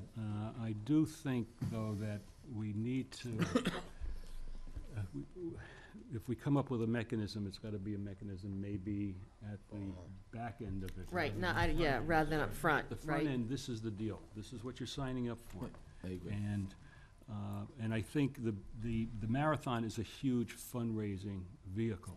And there's so many companies, corporate runners, some of them get subsidized by their companies, there's matching funds and so on and so forth, so. But, I get what Paul is saying, and I think maybe we need to be sensitive to that, but on the backside of it. Because just have haven't we in the past had some people who, got a number and they tried really hard and they didn't quite get there? And we And worked one with thing them? I wanted to mention, I don't know if you guys remember, we had someone, he's run right from the get-go. He's run every year for us. And he had an injury and he required surgery and was unable to run. And he said, I know I signed the contract and you guys were gracious enough to not hold him to it. And then what happened was that number was given to somebody who is a patient of Genzyme. Right. And this gentleman was able to come into the country and run the race on Right. behalf of you guys. So I think it's a great idea what Paul's saying, and maybe when the situation poses itself, Right. I bring it to you guys' attention and you make whatever decisions you want to with that. But I think it's hard to anticipate what may come down the pike. Yeah. I'm more concerned about how we distribute those 12 numbers. Yeah. And I think alluding to what Yolanda had said earlier, to me, that's more of a sticky wicket. I think, you've got a pool of people that want to run. How do you pick that pool? And I don't believe, Susan Roby should be picking the pool necessarily, but Well, how do basically, we do that? what I've done in the past is I've kind of taken you guys' guidance, and your guidance has been, unless it has changed, that we give it to the residents and we give prior runners first priority. So that's what I have, and right now with the 12 numbers, I don't have enough residents and prior runners.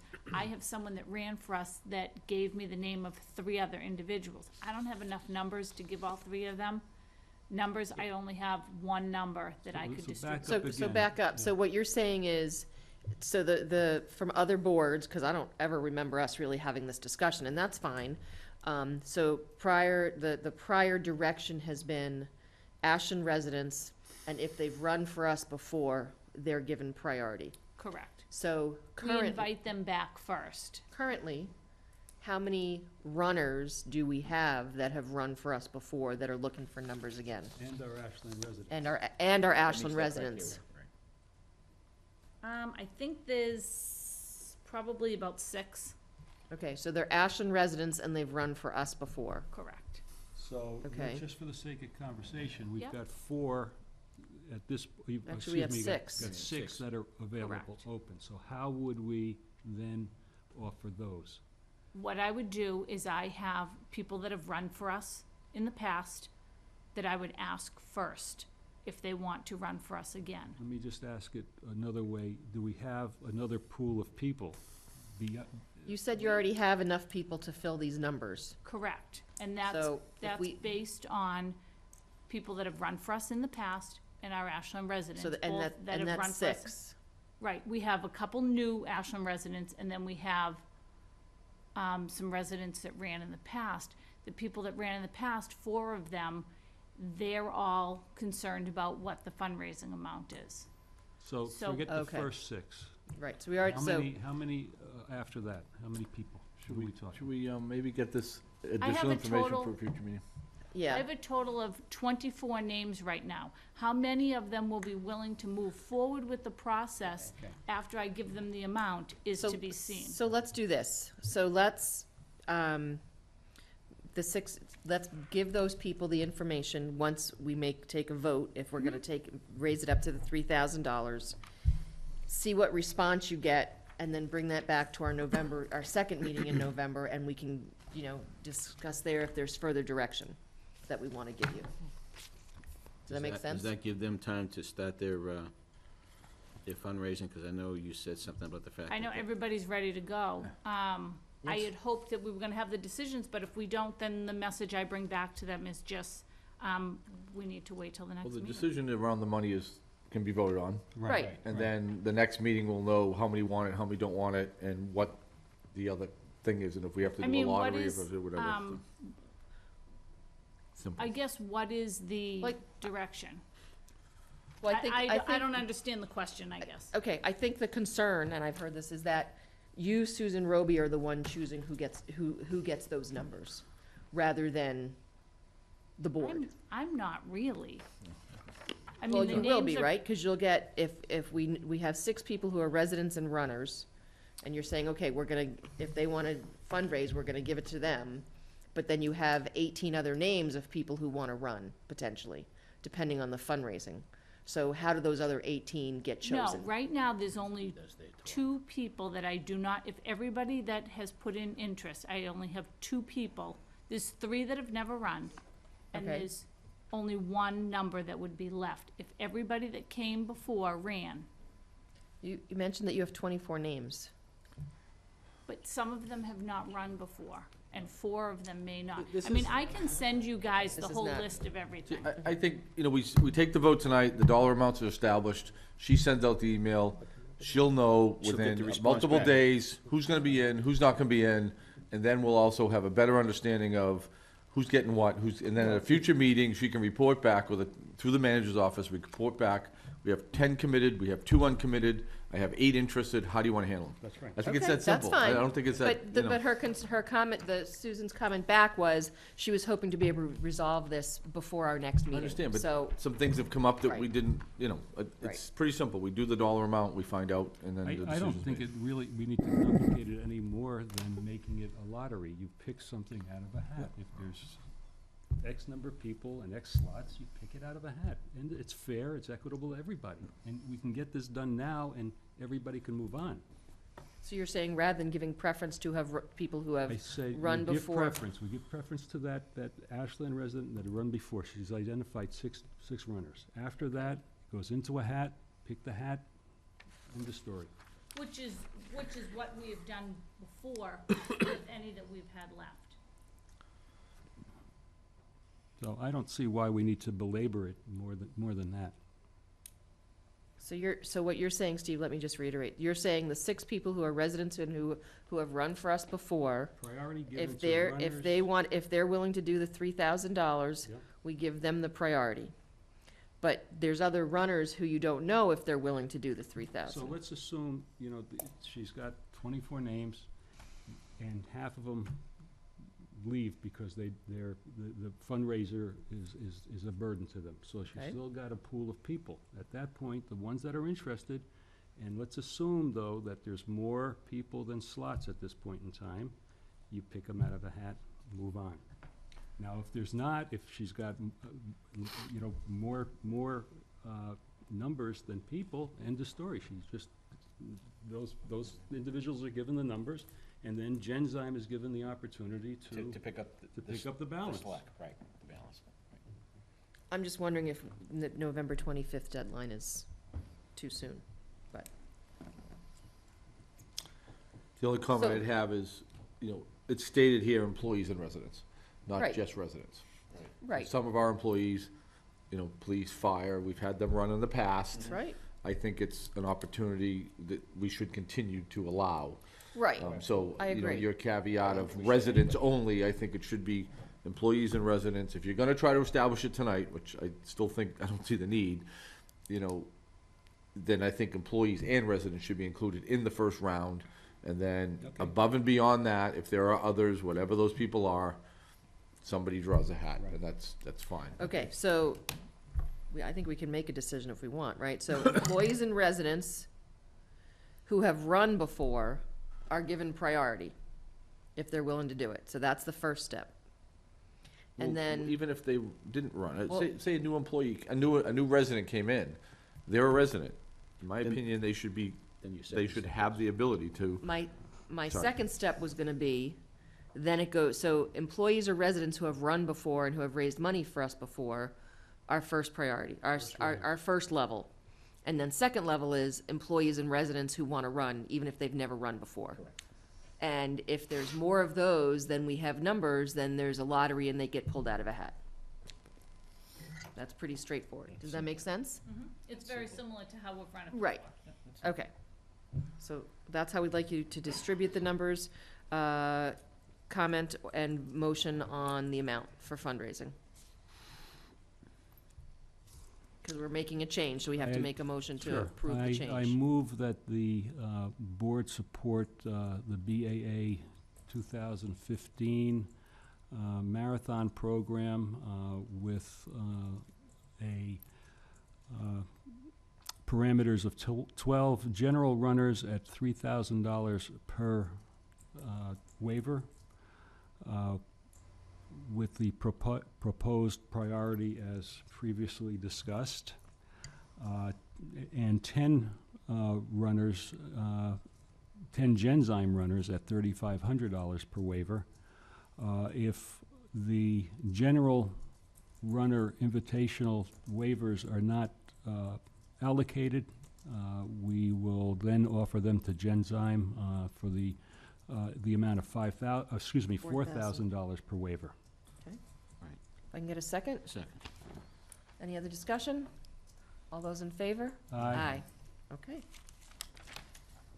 Thank you, Susan and Tony, for pulling that all together for us. I like Okay. the way that came out. It was very understandable. Okay, moving on, review and approve of the joint capital policies and procedures. We reviewed this last time. It has been approved by both the school committee and the FinCom, so we need to have our discussion and vote and approval. Thoughts or comments? It's pretty straightforward. I think we've all had the opportunity to look it over. Yeah, just a quick question, Tony, regarding to the work of the Capital Improvement Committee. We have an inventory of assets that's been completed, or is that in process? Well, the inventory asset is twofold. One is we're developing a master vehicle listing for all of our vehicles, which are typically considered capital items, obviously. And then we're going through and doing a fairly detailed and exhaustive building inventory. That is probably about 85% complete, because we're looking at all the HVAC systems and all of that. So Eric Heidemann, the Public Facilities Director, and his folks, Philip Williams is helping as well, our energy manager, to go out and collect all of that data. So that process is in work from a facility standpoint. Obviously, there are many other capital items that aren't inventory related, but yes, that work is well underway. Okay, any other comments or thoughts? If I can get a motion to approve the joint operational, the capital improvement policy. I move that we approve the capital improvement policy as presented. Second. All those in favor? Aye. Okay. Next, BAA grant requests. So when we went through the grant requests last meeting, we had left a couple of them open, and looked for more input or conversation with the people who were requesting it. So all that was in our packet. I also had Susan do a quick review for me as to what we were looking at, because they're not, I don't think they were all highlighted. So Ashland High School Robotics Club, we got some more information on that as to where the money's going to be used. It's to actually pay for their competition fees for a new team. And that request is $1,250. There was a couple of other school ones, and we had had a discussion of, do we want to take these school ones and send them back to the schools? And I think personally, at this late date, we've gone through our process, we've given funds to the schools before for projects. If it's something we want to look at in the spring to say, okay, but personally, I think they've come to us, they've spent the time and energy to apply to our grant funding, we should make a decision, yes or no. Well, I thought we had a policy decision on that prior too, that if it had anything to do with a budget issue or it should be part of the budget, that it wasn't gonna be something that we were gonna vote on. Yeah, but we haven't followed that. Like, we did a program, we did, one of the programs in the spring, and we paid for something that potentially could have come out of a budget at the schools. I understand that. That doesn't mean just because we we didn't follow our policy, it doesn't mean we have to keep breaking that policy. I just think at this late, at this point, we put it out there, we did not say when we put it out there that we weren't gonna be doing stuff like this, and we had already done it. I mean, the last couple of times that I've sat here and we've made decisions, we've given stuff to the different schools. Would you mind identifying, I had missed the last meeting, Yep. identifying, I know the On your highlighted sheet, ones. the highlighted ones are the ones that we're still looking at. Okay. These three were the ones that we were And then the discussing two, at the moment. and the middle school one isn't highlighted. See, right here it says amount granted, the ones that don't have amount. Yeah, the middle granted. school operation, the library and the Warren School. And, not that one, we said what we're gonna do. Yep. I mean, I know we've done stuff for the robotics club before, that is outside of the operational budget at the schools. It's either It's a club. fees paid by the kids, or it's a club, or something like that. It's an extracurricular. Right. And I think, So- go ahead, Joe. Go ahead, Paul, I'm sorry, go ahead. I think in the past with the robotics club, which I think is similar to this one, we've supported kind of startup things. Right. And this is a startup for the girls' Right. version of it. So I think that's a little, the club stuff, it's a little unique, and trying to get something going, it's clearly been very successful, so I think supporting it was the right thing to do. I think that's proven itself, so. But I think that's more, it's about startup a little bit more than continued operation type stuff, so. On the table when we came in was an updated on our balances, so. This is pre-spring funding now. Hmm? There's 30,000 pre the additional 50 or 60,000 we're gonna get for that'll come in before the next round even comes around to us, so. Right, the balances that you're seeing here are based on current income.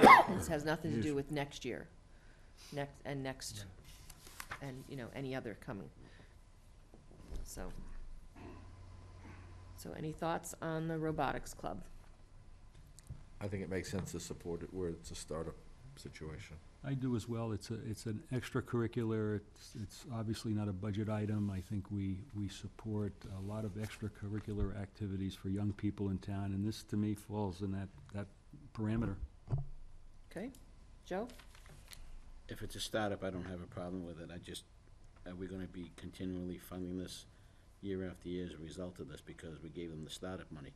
I mean, I think if we go back, and it's hard to, we'd have to go back to the original request, but they all seem to be around starting up initial costs. So if next year they come back for some other unique thing that's more operational than startup, then the board certainly should have that discussion.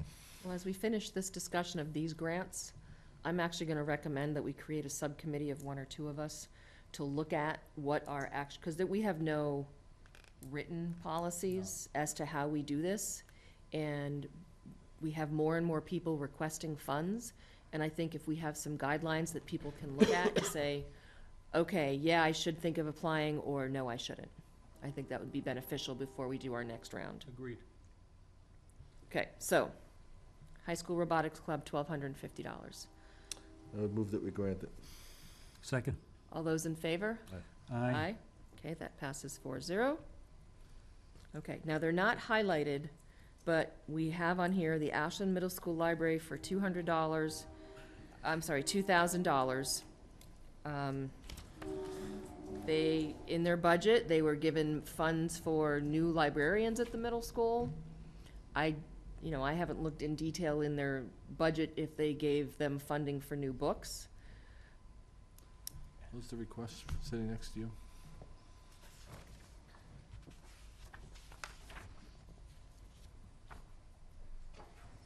Thank you. you know, they have a new librarian, the new librarian has probably come in and said,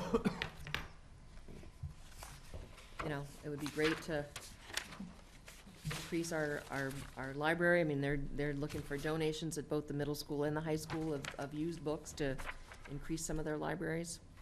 These are for ebooks, and I would consider. This is a those combination of, yeah, to update the library collection and to create an ebook collection, which tells me they probably have no ebooks. Okay, which would tell me that's part of technology, which I believe the AEFI is very supportive of. So have they contacted or requested any monies from the AEFI with respect to this request?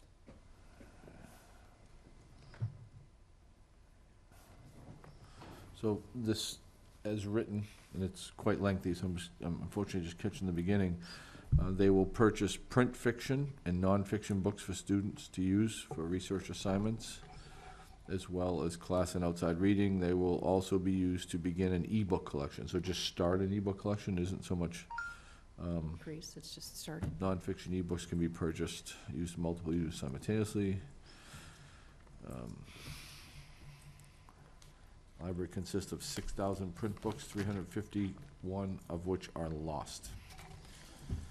According to the Massachusetts Library Standards, the collection should consist of 20 books per student, Yeah, I remember which reading all for our that. student body of 538 would be 10,000 books, and they're only at 6,000, so they're only at 52% of that number. So it sounds like they're trying to, as similar to our regular library, trying to meet up a standard, and clearly with the lack of librarians over the past several Right. years, I'm gonna guess a lot of Last things have 6 fallen years, I into think they've- disarray. They've had no librarians for the last 6 years, so no one's been managing their book collection, no one's been, Right. and yeah, it would be great to just be able to go back to the schools, but again, it's the kind of thing where we've put out a grant, we put out these grant requests, people submitted their grants, and we did not respond immediately going, maybe you should look to the schools for this, or maybe you should look to AEFI for this. I struggle with you, Joe, as well on the kind of the budgetary element. It's really a big challenge. But there's another element that I kind of come to, which I think I spoke to the last meeting. You know, we're sitting with $30,000 in this account. There's another 50 or 60 coming in the spring. I think we certainly have adequate dollars. I think looking at the library one here, where it's been in such disarray for a period of time, you know, do we try to stake our, you know, draw a line in the sand and say budgetary, no way? Or do we disperse some of this 30,000 where there's a need?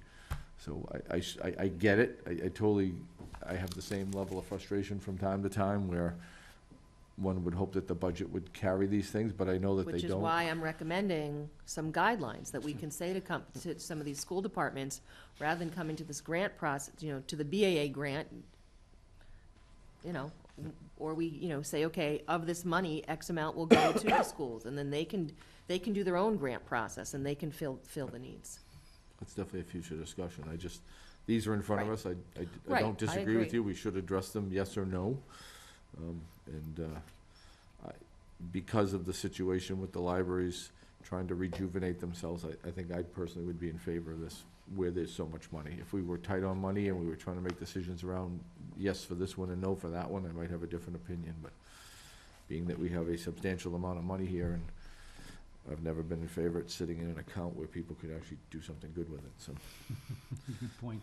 And I agree with Paul. I think, well, first, 2 reasons. Number one, I live with a librarian, so I can tell you, I haven't, you know. So you're it's very biased. tough. Yes, I am, very much so. So I don't know if you're watching, but you know, again, I think you well stated in terms of the impact of budget cuts on our on different programs and services. And, you know, if we can, whatever small part we can do to help retrieve some of those programs and services, I think it's good.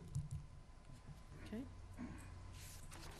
Do I hear a motion to approve? So I would move that we grant the $2,000 request to the Ashland Middle School Library. Second. All those in favor? Aye. Aye. Opposed? Aye. Okay. Carries 3-1. It's okay, we can't always agree. That's quite all right, Madam Chair. Of course. Quite all right. That's why there is erasers on pencils. That's why we can have discussion. That's right. So the next one, again, not highlighted, but it's for the Warren School this time. Funding used to purchase items to create World Cultural Lending Library Discover boxes. Again, I think it's the kind of thing where they're working on their curriculum, And even though you'd think this would be covered in curriculum, we've put the grant out there, they've spent the time to submit. Yeah. This to me, as I read it, I mean, unfortunately, the last time we did this was some 10 o'clock at night after starting at 6 Right. o'clock at night. We did get an email. I did send a response asking to have a More conversation. information. That did not happen, but Oh,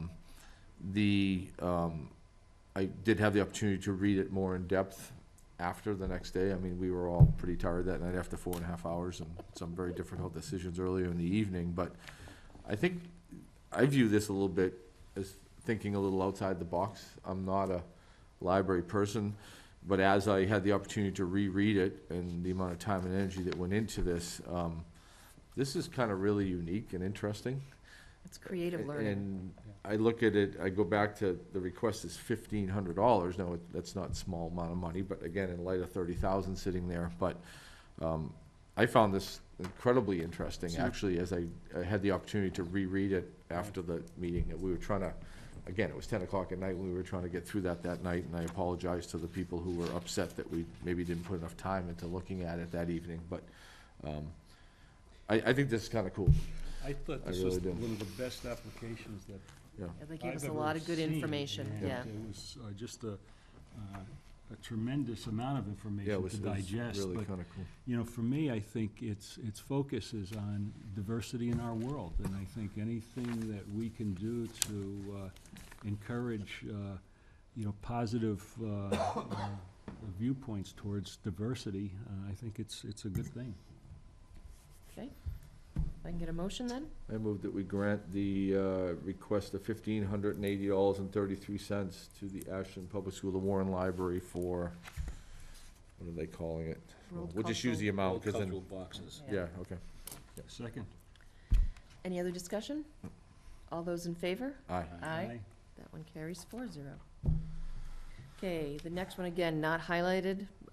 Did they get the information back, Susan, that we recommended they go to the Booster Club? Did that get sent out to them? That gets sent out to them, Okay, but so- I didn't get any response. Okay. Okay. Well, I think, you know, we had, you know, for what it is, I think that's definitely something that can come from the Booster Club, Yep. so. But if that's already been taken care of, okay. I'm gonna jump down to Transition Ashland. We got information on the breakdown of this one. This is for the grounds around town, and it just so happens that when I walked into Honeydew this morning, I noticed the signs. There was a sign there, yes, there was. Yeah. So I think this is you know, Transition Ashland is looking to promote this program. They obviously, from their information, it looks like people are using it. And it's, you know, goes toward our sustainability and are looking to be green and things like that. Yeah. I thought their information was pretty detailed in terms of, you know, what the cost is, why it costs as much as it does. And, you know, I know they use the farmer's market as a vehicle for trading in containers, and it's been a program that's been going on for at least a couple of years, and I think we Right. funded this at least once before, if I'm I not think mistaken. the first time they did it, Yeah. so. Okay. It Any other- doesn't seem like it's, I get the impression from reading the information that this will be the last request on this. It doesn't seem like it's gonna be a reoccurring, it's more setup stuff or startup. Well, I think you know, in the information, you know, in a couple of years, they may come back to us for more buckets. Yeah, it's replacement, I think, Because some the, of this. yeah, Yeah. because the buckets, and they've, you know, updated the logo, it looks like, or the stickers or something. Okay, any other thoughts? If I can get a motion? I move that we award the $800 request for Transition Ashland. Second. All those in favor? Aye. Aye, that carries 4-0. Okay. The last one left is for Julie Nardone for her seniors memory writing program. We had asked to get some information from the senior center. She is not planning on doing this through the senior center. I actually did have a conversation with Julie Nardone today. And that's, part of that discussion is why you know, that we need to have some better guidelines. I mean, I think when we're sitting here, we've all had discussions as to what we think the guidelines are. Trying to have a discussion with her that this is her business, that this is what she does. She still felt that it was appropriate for her to request the grant to do it. She said that's what people do. But in my mind, I don't feel like she has shown that she has tried to work with the community or with the people who might benefit from this. When we asked her what the backup was, we got a quote about the New York Times saying that this was appropriate. And I was like, if you think it's appropriate, either do it. And she's like, well, I'd like people to not have to pay for it. I said, or, go to an organization that is willing to support you on this. Let's just say our conversation finished with that we were going to agree to disagree. So, we have to take a formal vote. Sure. Well, I would suggest that, and this has nothing to do with the validity of what the program may be. It sounds like it could be very interesting, but again, I don't think it's unclear to, I think, all of us that, what is the demonstrated need for this?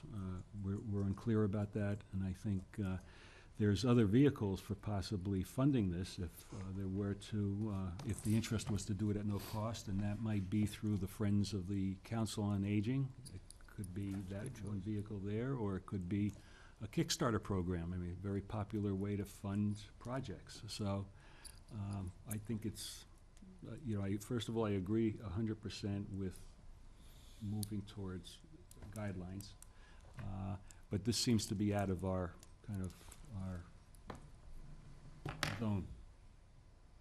Well, in my opinion, I think if it's a good program, go to some place that might support it. Go to the library and either the Friends or just the library and say, I'd like to run this program. And if they think it's a good program, have them possibly submit for the grant to run this program. We said a similar thing at the spring round. There was a program that was for high school students. And the comment from the board was, okay, if it's a good program, have the people that are benefiting from it submit the grant and hire someone rather than the person themselves. The piece I find challenging, and I think it's a really nice concept. I think Julie's very well intentioned. I think she has some good ideas, and she might be shocked to hear me say that, but I do think she has some good ideas. The challenging piece for me is she's created something that she thinks will make sense based upon an article she read. And I think that's really good. I think it's thinking outside the box. It brings something maybe to the community that we don't have. But the element of this that I find challenging is she's looking for money in here to more or less advertise for that to see if it actually is there. And I think figuring out that it definitely is there, and I don't think that's hard. She could at the library put something on the counter, I would assume, anyone interested in this type of thing. Put something at the community center, anyone interested. There are a lot of avenues to potentially see that there are interest. Then ultimately, through that process, if she came back and said, I have 25 people are interested in, I'm willing to provide this program, I need some dollars to, rent the space or create, or actually provide this service, I think then it's a really good application. But to put the whole, this is in my opinion a business model, how someone would start a business, and I need X amount for marketing and I need X amount for, and it's really good to look at all those elements, but I'm not sure that the grant program is the right way to approach that. Right. Figure out that that's out there, and then come back and say, hey, I have 25 people that are interested, I want to provide this program, it's a good service I can provide back to the community with my skill set. And for me, part of it was, the fact that she was gonna have to pay for a room rental. Well, if you're doing it through a location in town that supports this, like the library, or like the community center, or like the senior center, but they would probably support her for that. But so. The room rental might not be the worst part of it, but again, I don't see the demonstrated, she's created a business model here, which is fine, and that's the right way to go about certain things if you're in business. But I don't think grants should go out there and start creating business models for somebody's business. And So I think that's the challenging piece for me. If there was a demonstrated, I've put out things here, there, and here, and I have 25 people that are very interested, I'd like to run the program, these are the costs, would you support it?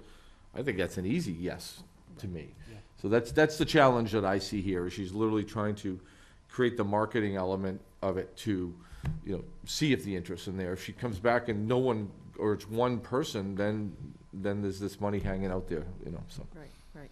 I mean, and the other thing I think, just for people watching, just, so you understand, is we get this list of grant requests before we sit down and actually start discussing it. We all take a look through it, read through the proposals. We don't always remember everything we've read and all the detail, but we do look through all the proposals. So before we're sitting here, I mean, we're not making a decision, but we certainly have an idea and an understanding of what the grant proposal might be for, and whether or not we personally think it's a good idea, and then we have discussions about it. So just so people understand that. Okay, so I need a proposal one way or the other as to what we're going to do with Julie's grant. I move that we deny the request Julie Nardone for $575. Second. All those in favor? Aye. And I would just suggest to Julie that she, work with other organizations or places in town to see if there's someone who could help support her. Okay. I believe that covers it all, right, Susan? Okay. So our new grant process will be open in March, or up until the end of March, and we will be giving them out in April. Correct. Okay. So be on the lookout for that. Madam Chair, before we move on, I just have Sure. a quick comment I'd like to make. Sure. It's nothing against the school's request for monies, especially like the libraries and stuff, because they've had issues with their libraries and no libraries and stuff. Well, on the town side, our library was open part-time, and over the years, it's been slowly funded. It's got volunteers, just like the volunteers that kept the library schools open. So I guess we don't have a problem providing monies to the school to keep their, or get their libraries up to snuff. And we had a wonderful presentation this evening, and Paula, who's the director of the library, said that, they're 5 hours shy of meeting the national standards of getting certification. Well, I guess I have to ask, why can't we provide some grant monies that we have here to help put towards that? So, and I don't know what the cost figure is, but I'm just speaking out loud because that's my frustration. Right, so here's my thing with with grant money, is if you supply grant money for an ongoing budgetary item, like personnel at the library to open up more hours, one, we don't know how much it's gonna be, so it could I completely understand deplete that. this. And two, that means every year, unless we get money in the budget to cover it, we would have to be pulling that money out of this, and it would take from other great things that we're doing. So if I can, understand. if I can maybe just add, I think, our approach this year, like we did with the meals tax, is to target those, areas like we did with, the senior center, increasing programming, we had the lifelong learning program, which is hugely successful. We put some of that money towards the library. Now, some of the things that we're, proposing at town meeting next month related to things like the solar array that could generate in excess of $200,000 a year, that's real money that we can then reinvest back into our budgets to support areas of need, whether they happen to be education, library, senior center. So I think Joy, you have a great point. Those are the kind of efficiency things in where we, should we get approval from town meeting, is we be able to identify those areas that need that little extra boost to put them over the, over the hump to, keep certifications, also to, to service their, their clients that come in to visit. So, I mean, that's been our strategy, and I think if we're successful next month, I think that, there's room in there for, assistance for the library in the area that you just mentioned, so. I think the frustration, and I share your frustration, but not so much whether it's, should be part of a budget or not. It's more that we have so many areas that really need funding, not, it's, and we're fortunate that we have what we can do, the small amounts that we can hand out, but, that's where the frustration is for me, is there's just so many areas. And Madam Chair, be careful saying, if we fund, programs in town or line items within the town. Well, I think we do in some respects when we give certain funds to programs that are out there that, matching grants. We have to, we provide monies to keep those matching grants going, so if we don't, then they lose their grant. So That's it's the same conversation that you used as an example. So I would be very careful, because it's the same idea with those people. If we don't have the monies to supply that, then guess what? They can't. We don't have that matching funds, or they don't have that matching funds. So, my frustration is, a lot of people use the library on a daily basis, weekly basis, and more than just a school group. I would just like to see if this, again, if you tell me, Mr. Manager, that in fact, some of these monies will be earmarked for that, that would be great. That makes me happy, because that's a public building that's being utilized by more than just a group of individuals. It's the entire town. Sure, absolutely. And that's where my frustration is, sorry. I'm That's sorry I have okay. to vent out, but I just needed to do it. I'm sorry. Well, no, don't be sorry. You know what, Joe, I think all of us sitting here have similar frustrations about the needs in town. And, we're fortunate that we have this funding and we have a way Right. to at least help the people out where necessary. Mhm. So the last thing before we leave this is, I'm willing to draft guidelines. I would like a second person to be on a subcommittee with me so that we can work on guidelines as to how we're gonna, what are our guidelines for the grants? I'd be Either you or me, I have be no problem pleased doing it. to, Okay. Yeah. Great. So that we have them in place Sure, for next absolutely. spring. Yeah. Okay, great. And I think, as just to decide not to get into it, I think what we will discover, once we do that, we'll discover other gaps in areas where we don't have a policy in Right. place, where we should. And we kind of leave it up to our own sense of guidelines, so. Another conversation. I think we need to pull Paul into a review of our policies, because he's looked at our policies the most, probably. But that's for another discussion. Anyway, moving on. They're all there to Discussion. read, guys. What was that? I said they're all available to read. I have read through them all. Anyway, discussion of the McGill family military recognition. This one's been going on for a while. At one point, we had put it back to say, let's get some input from the family Right. as to what they're looking for. I haven't connected as yet with the family, but, the way we left it was that we were deciding how we as a municipality were going to physically recognize, whether it was a street pole with a sign similar to what they do in Natick, or it was some other, and this is separate from what the family may or may not choose to do as well. Okay. Okay? So, the last conversation we had was relative to signage and its coordination with the downtown collaborative, because they were in the middle of doing their whole sign review, right? And that's now coming before town meeting soon for Right. funding, right? So that being said, there is nothing in their sign groupings relative to recognitions at all, Correct. nothing. So we're still back to square one as to what are we gonna do as a board, now that we've created a recognition policy, Right. we've agreed to Recognize. a family. Right. So where do we go? What are we gonna do with the physical recognition? And if I may, Go ahead, I had this conversation with Steve earlier this evening before the meeting, and there are some wonderful signs that are in the Selectmen's office leaning up against the wall. For some houses. Yeah, for houses, but the design of those signs, if you enlarge that specific sign and use that as the framework for the memorial sign, and you put that on a pole and mount that on the area that we were talking about, at least now people have an idea, they can see it, and it's, I like the design. I don't know who came up with that design, but it's, So in the policy, wasn't there something that we were looking for from either resources or something we would from the accept- family, that we would accept something from to that. do it, rather than having it? I think one of the things that Do we might not be. want to, do we want to, I'm sorry, Paul, go That's ahead. it, go ahead, finish up.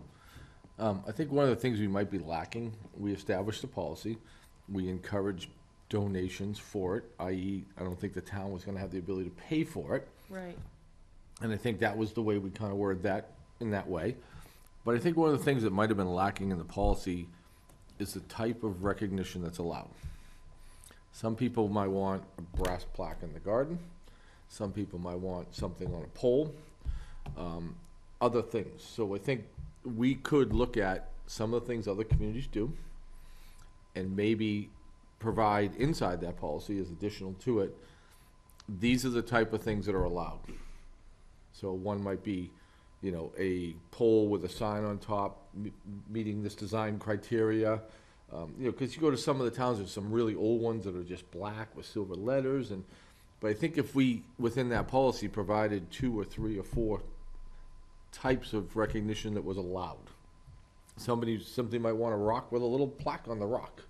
So I think if we told people these are the kind of things you could do, they could select one, they could go fundraise for it, come back and say, as they're doing with the library, the kinetic thing, this is what we're proposing. We then, as a board, would accept that as an appropriate thing because it's inside of our policy. So I think that was maybe an element that we missed a little bit in the policy piece. So we almost need like a procedure part to the policy. Well, what's allowed, not so much a procedure, but I think. What will be acceptable? Yeah, what's acceptable? It's like we have a street naming list. Now, do we really follow that? I think we kind of do, but it's a little weird, but the list is quite old. But, so I think, allowed Yeah. type. Good point. So, as I recall, you did the yeah. policy. Yep. So would you be willing to rough draft a Yeah. a procedural part, and then we can review that and Sure. and move forward? And I would also say if you've done, you guys have done some research, what other towns have done that have been allowable, shoot that to me so I can include it, so I don't have to go research what other towns have done. I think part of the conversation is also because when you look at the signage at Green Square and Montenegro Square, it's in disrepair, it needs to be, we were Refreshed. talked about, refreshing those at the same time and having a consistency, a continuity to it Right. as well, so. You might only allow something that has longevity to it. Right. So, I'm not sure, it might be advisable to get pictures of different things in different Which I towns. did provide when I Okay. Right. proposed Which was that that? idea. And then the Yeah. board discusses, okay, this would be acceptable, or the Right. pros and cons for that. We maybe even could get some recommendation from staff Right. about the longevity Right. piece. What's Okay, if they went maintainable, with this certainly is gonna be in disarray in So 5 if you years. could resend those pictures, Steve, I will, and and, we'll, And there are sign makers that can make signs that look like wood, but are not. Well, you can wood. do anything, right, yeah. And okay, it I'll can- try to yeah. have something for our next meeting. sounds good. Okay, good. The next item, and this should be pretty quick, discussion of the Upper Charles Rail Trail Committee. I think originally we had hoped we would be able to appoint it tonight, but the last time we looked, we only had 6 people submit. Got one today, right? One new one came in today. I know I've spoken to 1 or 2 other people, so I'd like to reach out, I'm gonna be Little bit reaching more. out to them one more time. And then I think if we can plan on appointing this next meeting, if there's someone you don't know or you wanna have invited in, I think that would be good. But we'll plan on next meeting, appointing this committee and getting them started, Sounds good. okay? Next is a discussion of the regional fire collaboration. So we as a board, back in October, had a joint meeting with both our board and the Hopkinton Board of Selectmen. There was a presentation done. Coming out of that meeting, there was approval to take this to the public and start getting public input, but there was some concern from members on this board, who I followed up with in individual conversations afterwards, that the original idea to go to 1 chief as of January, based on our conversations that we as a board are really trying to get public input, that by going to 1 chief in January through an intermunicipal agreement, doesn't really fit the model of us trying to get input from the public. So Tony and I followed up with the rest of the people that are part of the regional group. We're taking a look at that. How can we adjust it? And some of the discussion, nothing has been finalized, would be that we probably wouldn't look to do something until we've brought it to town meeting in May. So we then, as a town, have to reevaluate what we would be doing, because part of it was going to one chief, because Chief Key is actually done working as of the middle of November, but is retiring at the end of December, so because of sick days and vacation time and stuff like that. So Tony, I'm gonna pass it over to you to give us a little more update as to how we might move Yeah, and forward. I think one of the important components of that is this particular step was not part of the actual project. It was, something that came up as an opportunity when Chief Key announced his retirement for later this year, at the end of this calendar year. So, not doing it isn't not doing something that was part of the overall, project. So I think the other thing as we sat down and kind of, worked through it in our minds was, there's a lot of work to be done right now in terms of getting out there and generating, public input and all of that. And to sort of throw this other transitional piece in there, although it does have some benefits, when we're in the midst of doing all that and the number crunching we're gonna need to do, et cetera, could have ended up being a distraction in some ways. And I think, sort of maintaining, the continuity of the two departments as they exist right now is probably, outweighs, some of those other benefits of, trying to do some of the administrative consolidation first. So I think that's the right move. Obviously I've articulated, the chance that this was gonna be the decision coming out of tonight with the chief and the captain, and also with other folks. So I think this is the right path to put us on at this particular point in time, and take a minor step back as it relates to any potential IMA. I mean, and I think the important, thing to keep moving forward is that I think bringing the two departments together long-term is still a benefit to Ashland and to Hopkinton, but by holding off on the IMA, I think, as Tony said, will help us sort of flush out some of the finances a little bit better, which is some of the questions that people had. The one thing I want to remind people is, and I've told Tony this before, is we're not going to save money by going to regional, because it's going to make us look at our fire department and make us say, okay, we have to find money to increase staff within our fire department. We have not added staff to our fire department in, 15 years, I think. right. Well, the last was No. a cut. Right, so the last time was a It was a cut, cut. and they have not added since then. Now, there were different discussions about how many and when and things like that. The point is, we have to increase spending on our fire department, on our public safety. I applaud our fire department, and I applaud the fire department in Hopkinton, because it's amazing what they get done. We are a very safe community, but it's one of those things where, our insurance, we have a very low amount of insurance in regards to public safety. We need to increase that insurance for our citizens, but also for our firefighters, so. I think the other thing I would add, just for I think clarification purpose, the fact that we're not doing the IMA is not any reflection about anybody's, thoughts about whether this will, could be successful and all of that, because there are, I think, 3 steps we're still pursuing that are part of the overall project. I mean, one of those is establishment of standard operating guidelines. Whether the departments combine or not, we all know that they support each other literally on a daily basis, and having standard operating guidelines that both departments follow is a huge benefit. So that work's gonna continue to progress, to consolidate that and develop standard operating guidelines between the two departments.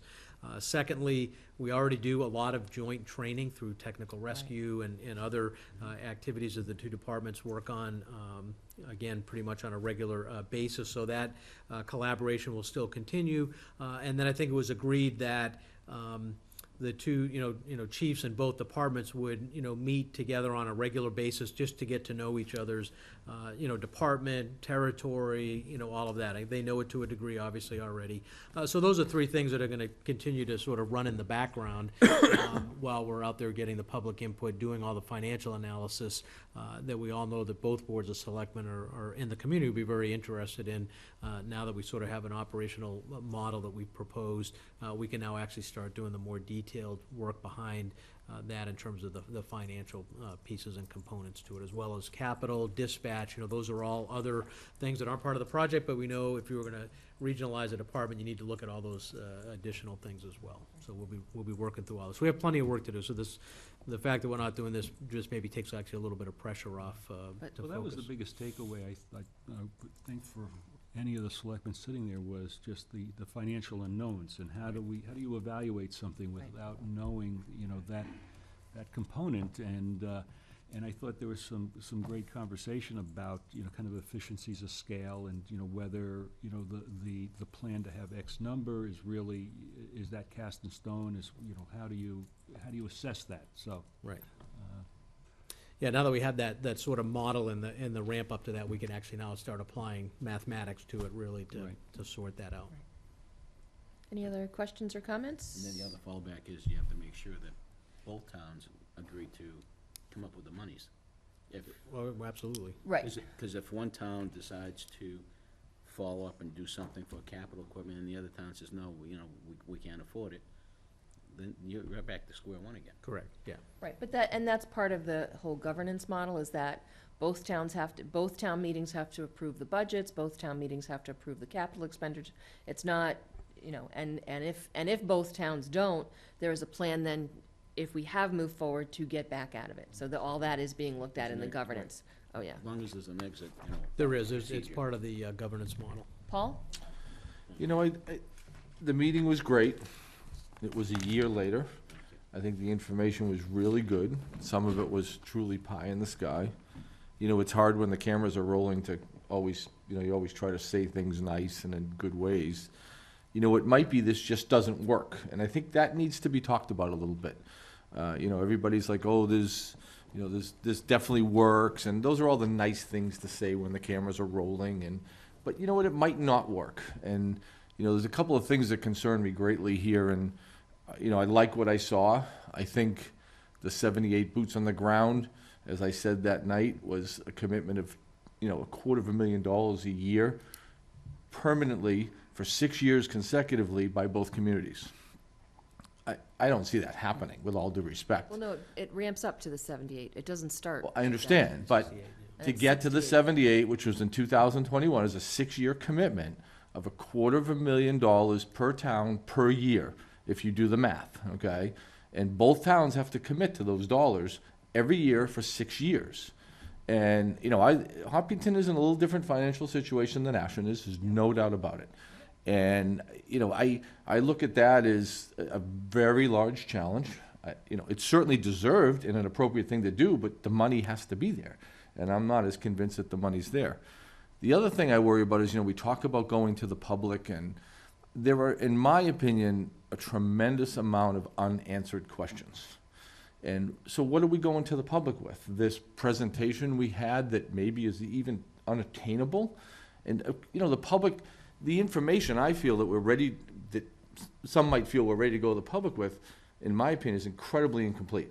We have major challenges just with the structure of the strong chief and the non-strong chief.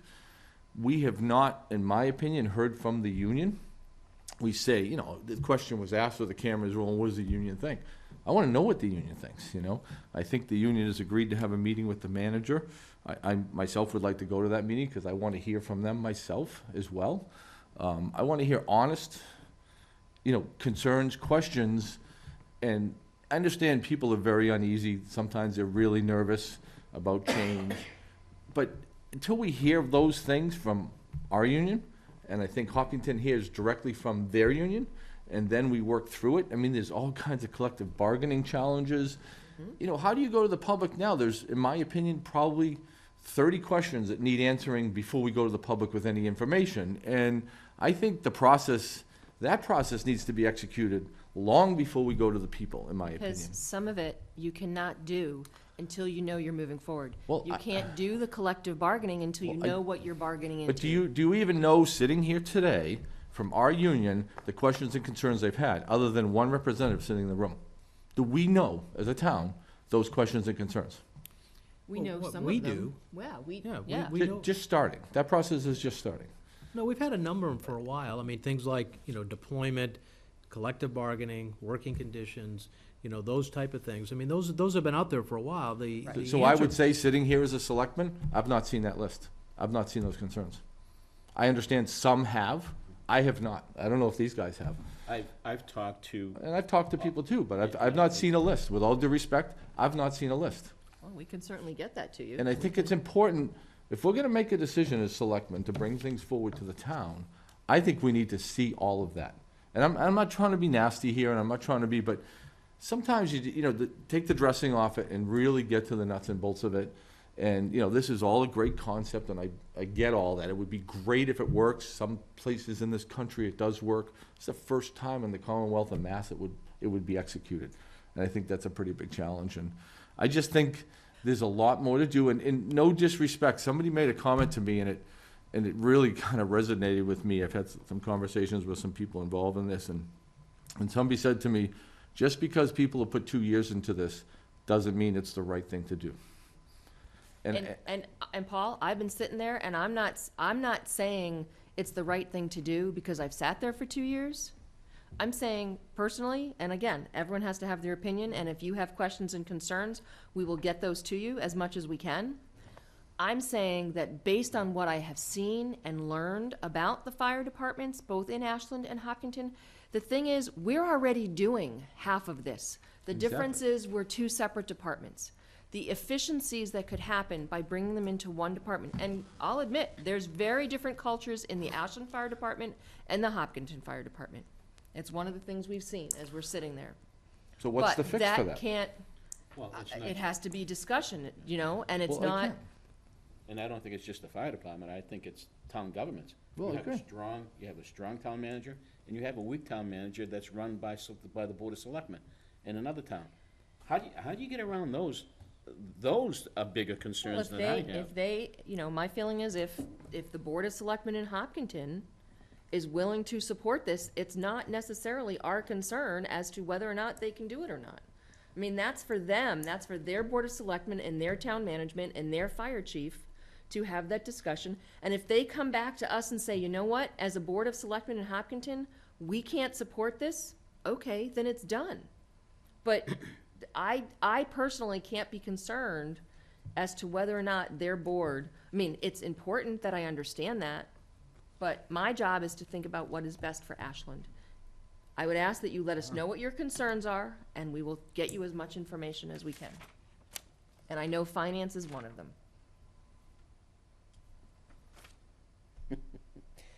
You brought up a very good point, because in the meetings that we had the other night, the concern that I had is, what is the benefit for the town? Who benefits the most, Ashland or Hopkinton? Equal amount of manpower. That's what it is. That's what we get. Because we already have the capital, we have the latitude, they don't have that, so they get to share ours, which they already do under the municipal agreement policy that we have. Yeah, they have the chief, they'll have the chief. There'll be probably a new building at some point in time down the road, probably in their town, near our town line. So, if I'm looking at the scale and the balance of scale, it's going this way, and we're here, they're up there. I don't see an equal balance here, I really don't. And I'd like to see it happen, but will it happen? I don't know, there's too many questions in my mind. And again, what someone says and what someone actually feels may be two different things, because, like you said, Paul, the camera's rolling. And, you know, no one wants to go against the town officials, because they may be afraid that, you know, of some sort of comment being made to them or whatever. Well, And I'm not saying it's happening here, I would never say that, well, because I know it's not. my response back to that would be is, if someone has something to say, either negative or positive about this, I want to hear it. I want people to talk to me. And that's why that's why we want to move this to the public discussion. And that public discussion is our union members, it's the people who use our fire departments today, and it's the people who have to possibly pay for it and support it. Mhm. So we need to have input. And when people sometimes say to me, well, I can't tell you who said it because they're afraid of retribution. my response to that is, I can't, so I'm gonna have to get it second and third hand. I understand that, Madam If Chair, someone but- if someone has something they wanna tell me about this, my number's in the book and my email is available, and I'm always willing to talk to people. Thank you. Okay.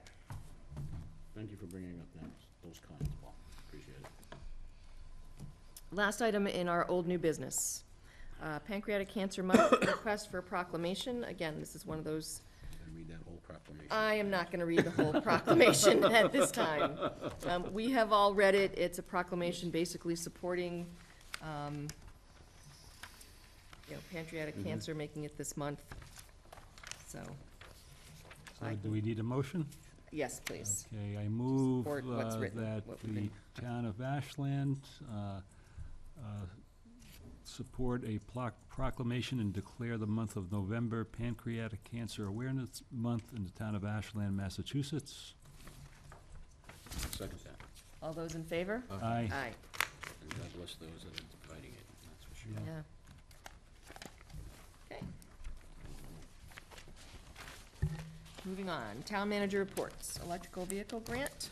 So I just wanted to let folks know that Philip Williams, who we brought on as our part-time energy manager through a grant, has already, I guess, paid for his salary times two, I guess, applying for an electric vehicle grant through the state in the amount of $40,000, which will allow us to purchase up, or lease up to 4 electric vehicles, all electric vehicles, and also $10,000 towards, they're still checking, so at least 1, if not 2, charging stations for the town. So right now, likely gonna have 1 at the schools, 1 for town hall, to potentially replace our inspectional vehicle, police, and DPW.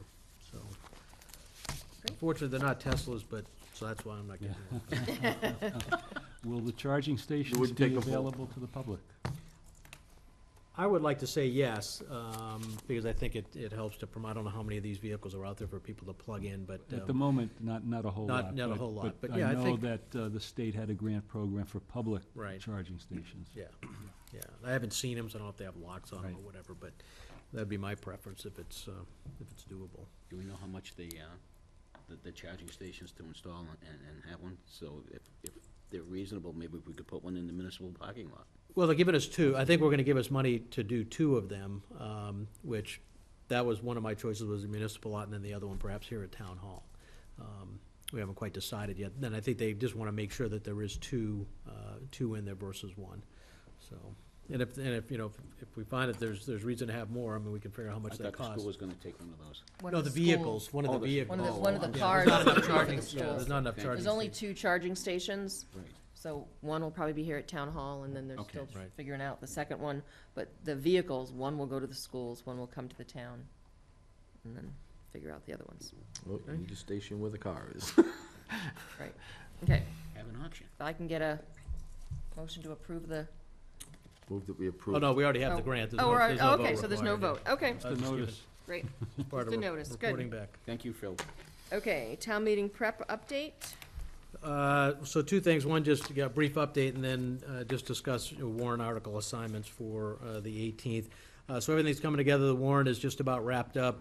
I'm working with Adam Schuster, the moderator, related to, community tables, any documents that'll be, or presentations will be given at town meeting to get those approved by him prior to town meeting. So all of that is on track. We just discussed the property tax exemption. There are 2 finance committee recommendation votes that they'll need to take at the pre-meeting, which I've already posted for the Board of Selectmen for 6 o'clock on the 18th at the school cafeteria. The finance committee will need to vote on the property tax exemption as well as the MWRA secondary supplemental connection, now that we have the finance figures plugged into the motion in their recommendation. So they'll do that at the pre-meeting, and I've been working with Dan Conroy from the Finance Committee on that. We've been out talking with sustainability, open space and recreation, Board of Health, Planning Board related to the solar and MWA articles. So those have just occurred just recently. This past week and the week before. Tomorrow we have a brief meeting with the Board of Health to discuss some more on solar. We'll have Amoresco there with us. We have the renderings that'll be used at town meeting and also for the planning board. A public hearing, which is tomorrow night, I believe at 7:20 in this room, for us to show those renderings and hopefully get a recommendation from the planning board related to the article for town meeting. So all of that is coming together. And Dave Menugin's going to be there as well to give his presentation on the MWRAs. Both of those will be queued up for presentations at town meeting as part of the article presentation for the solar and for the MWRA connection both. So who's doing the presentation for MWRA? Dave Menugian. Okay. And then I'll be handling the solar, but we'll also have Amoresco there to, answer any and particular that's technical the questions. solar overlay district? Yeah, And the change of the use? Yeah, primarily for them would be really in the first one, where they may, talk about the design of the array, what it looks like, the buffering, landscape buffering. Not so much on the use and lease and the net metering. That's more for the town, at least for the articles anyways. Go ahead. So for speaking assignments, this is what I proposed, that I'll speak to the stabilization funds, along with Michael if we need that. I think, Paul, you typically talk about the property tax exemption, if you want to do that again this year. Myself and Dave will introduce the supplemental MWRA connection. I'll handle the 3 solar articles. And I'll have Michael discuss both the OPEB trust and the rescinding of unneeded, unused borrowing articles. And then we have the 2 CPA articles, and should know from Beth Rosenblum either tonight or tomorrow who's going to speak to those particular articles for CPA. We should be all set. There's 11 articles, actually 10 articles on the town meeting warrant if you don't include the here town reports. Okay. Sounds good. Sounds All good. together. Sounds good, yep. Oh, and I don't know if I mentioned, when was our last, so the free cash has been certified. I don't know if that was known I before think it had just our happened last- before our last meeting. Before the last meeting, okay. Yeah. So that's all set. Nice number. Yeah. Okay. All right, included in your packets, the development matrix. I just have a couple of updates to maybe draw your attention to. The next hearing for 133 West Union is taking place on 11/20 with the Zoning Board of Appeals. 41 Front Street, that project has been issued its comprehensive permit and just recently signed the license agreement that the Board of Selectmen authorized me to sign. Related to the public improvements for 41 Front Street where the bank is going to be. Okay. Tomorrow night, they'll have an update at the planning board on the Hindu temple project.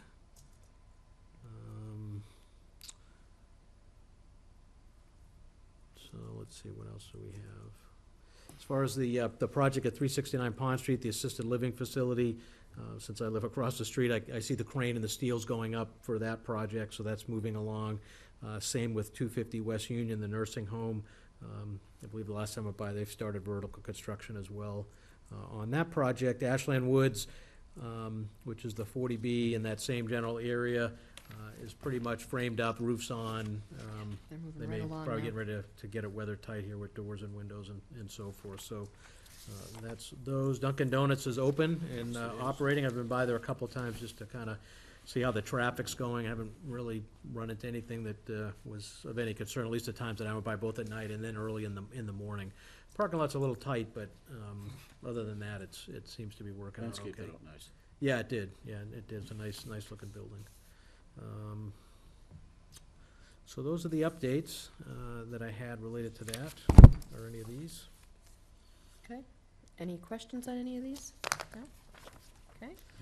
All right, and then Michael just wanted to speak briefly about a potential for a supplemental insurance program related to our health insurance. Yeah, so we're looking at moving forward with selecting a carrier to provide supplemental insurance, which is, accidental death and dismemberment. There's some new products on the market, like cancer insurance, things of that nature. You'll see a number of companies that provide this type of insurance advertise on TV. There's like Colonial Life, Aflac. These are large companies. The town won't be providing any contribution towards the premiums of this, but by going through the town, we'll be able to do a direct deduction, a direct payroll deduction, which will, in some cases, allow our employees to have this, pay for this insurance tax deductible, or without taxes paid on it. So anyway, just wanted to inform the board that we'll be going forward with that process. We're still debating whether or not to structure, this doesn't have to be bid out, but maybe structure a scope or an RFP and just send it out and have companies respond to it, or just, invite companies in and, basically interview them and see what their products are. But anyway, just wanted to give you a heads up that, that's something that we're going to be looking at doing within the next 6 months. And just on the health insurance, one of the recent things, we had a teleconference with the GIC this particular week, and then we ended up getting a follow-up email. There's an opportunity for us to sign up for retiree dental through the GIC, which apparently is a very affordable thing. The town doesn't contribute towards it, but I don't believe the retirees get any dental, I don't think, right now, or it doesn't last for very long. So at least it'll be something for retirees to take a look at for dental care. Post-retirement. It would be available to them, but similar to the supplemental, there'd be no match from the town. Right, that's correct. Yeah. Okay. It's just they would be able to take advantage of the lower premiums through the Right. bulk Right. purchasing. Right. And taken right out of their pay versus having to pay for it later. Okay, great. Board updates? Nothing tonight. Steve? Only thing on my list is just to remind everyone, the Farmers Market has their Thanksgiving market on Saturday, the 22nd, the Saturday before Thanksgiving. It would be held at the middle school, the old Ashland High School, our typical time, 9 to 1. Okay, great. Joe? Thank you, Madam Chair. Real quickly, we had our annual Halloween parade. There were some people at this table marching through the parade. We won't mention Michael and his family. And it looks like they had a good time. We had over close to 300 kids go through the parade and everything. It was a lot of fun. And some parents asked if we could have a prize for the parents that get dressed up. So the board decided, the group that was there decided, that's a great idea. So next year, the parents, when they get dressed up, they'll be out there first, and they'll get their little, gesture of, appreciation, and then we'll go from there. But other than that, no, thank you. I just want to, again, send out my condolences to the Mortensen family for their loss, and to Penny, and to Mr. Terry Hendricks, just losing his wife the other day. God bless them all. Thank you. Okay. I also want to send out my condolences to the Hendricks and the Mortensen. I do actually have a couple of things. So this weekend, Friday, Saturday, and then Sunday afternoon, the Ashland Community Theater is performing Daymare's, I don't know the full name, but it's a Halloween themed program. It's all plays written, all one scene acts written by people in Ashland. And it's Ashland residents performing. We also have the Open Space Forum that that Roberta mentioned on Wednesday, November 12th from 7 to 9 p.m. at the Ashland Public Library. Also on this November 12th, that Wednesday, the school is sponsoring a school start time discussion, and that will start at 6 o'clock at the Ashland High School. So if you're interested in being part of that discussion, on Monday, November 10th, is the Veterans Lunch at the Senior Center. And even though it seems far away, happy Veterans Day, and thank you to all our veterans who have served here in the community. And then one update, or both Steve and Paul were at the Plan Ashland Forum that happened last week, Monday, on the 27th at the Community Center. We had a very good turnout. We are now going to be working with MAPC and the Comprehensive Plan Committee on taking that information and moving forward to get a vision created, and then also working on with the Affordable Housing Trust and Committee and Open Space on getting other parts written. So thank you for all who participated. And then we also have the Ashland Police and Shaw's Supermarket are going to be holding an event entitled Fill the Cruiser on Sunday, November 16th, from 10 to 2 at Shaw's on Route 126. And they're looking for Ashland trash bags, baking mixes, cereal, coffee, tea, feminine products, instant potatoes, pasta sauce, school snacks, and soup. So that is to benefit the food pantry here in town. So it's to fill the cruiser with food, not individuals, I would assume. Yes, fill the cruiser with food, yes. Isn't a college thing. And that's all I have. Tony or Mike, anything? Nope. Okay, other than, our next meeting is before town meeting, which is November 18th. So hopefully we will see you at town meeting. Make sure you go online, look at the warrant articles. If you can't attend the town managers forum that's happening tomorrow, Thursday, November 6th, you can catch rebroadcasts of it via WACA-TV. Go see what's on the warrant, and please let's fill the auditorium to get a lot of input and participation. Anything else? Oh, there is parking ban, winter parking ban is in effect. As of November 1st to, I believe, April 1st. So, I believe it's, there's no overnight parking on any of the any streets. No parking for more than an hour between 2 a.m. and 6 a.m. Read that. One And- other thing, Madam Chair, of Yep. course, is we just had Election Day yesterday, so Yep. might be nice to welcome our new governor, and congratulations to Mr. Baker, Governor Baker now, and all those that were elected yesterday. So we had over 50% turnout here in Ashland. So thank you to Tara Ward and all her staff, and to all the poll workers who were there and helping us all vote and participate and do our civic duty. Absolutely. Okay. If there's nothing else, if I can get a motion to adjourn. So moved. Second. All those in favor? Aye. We'll hopefully see you either November 18th at town meeting or November 19th, which is our next meeting. Have a great night.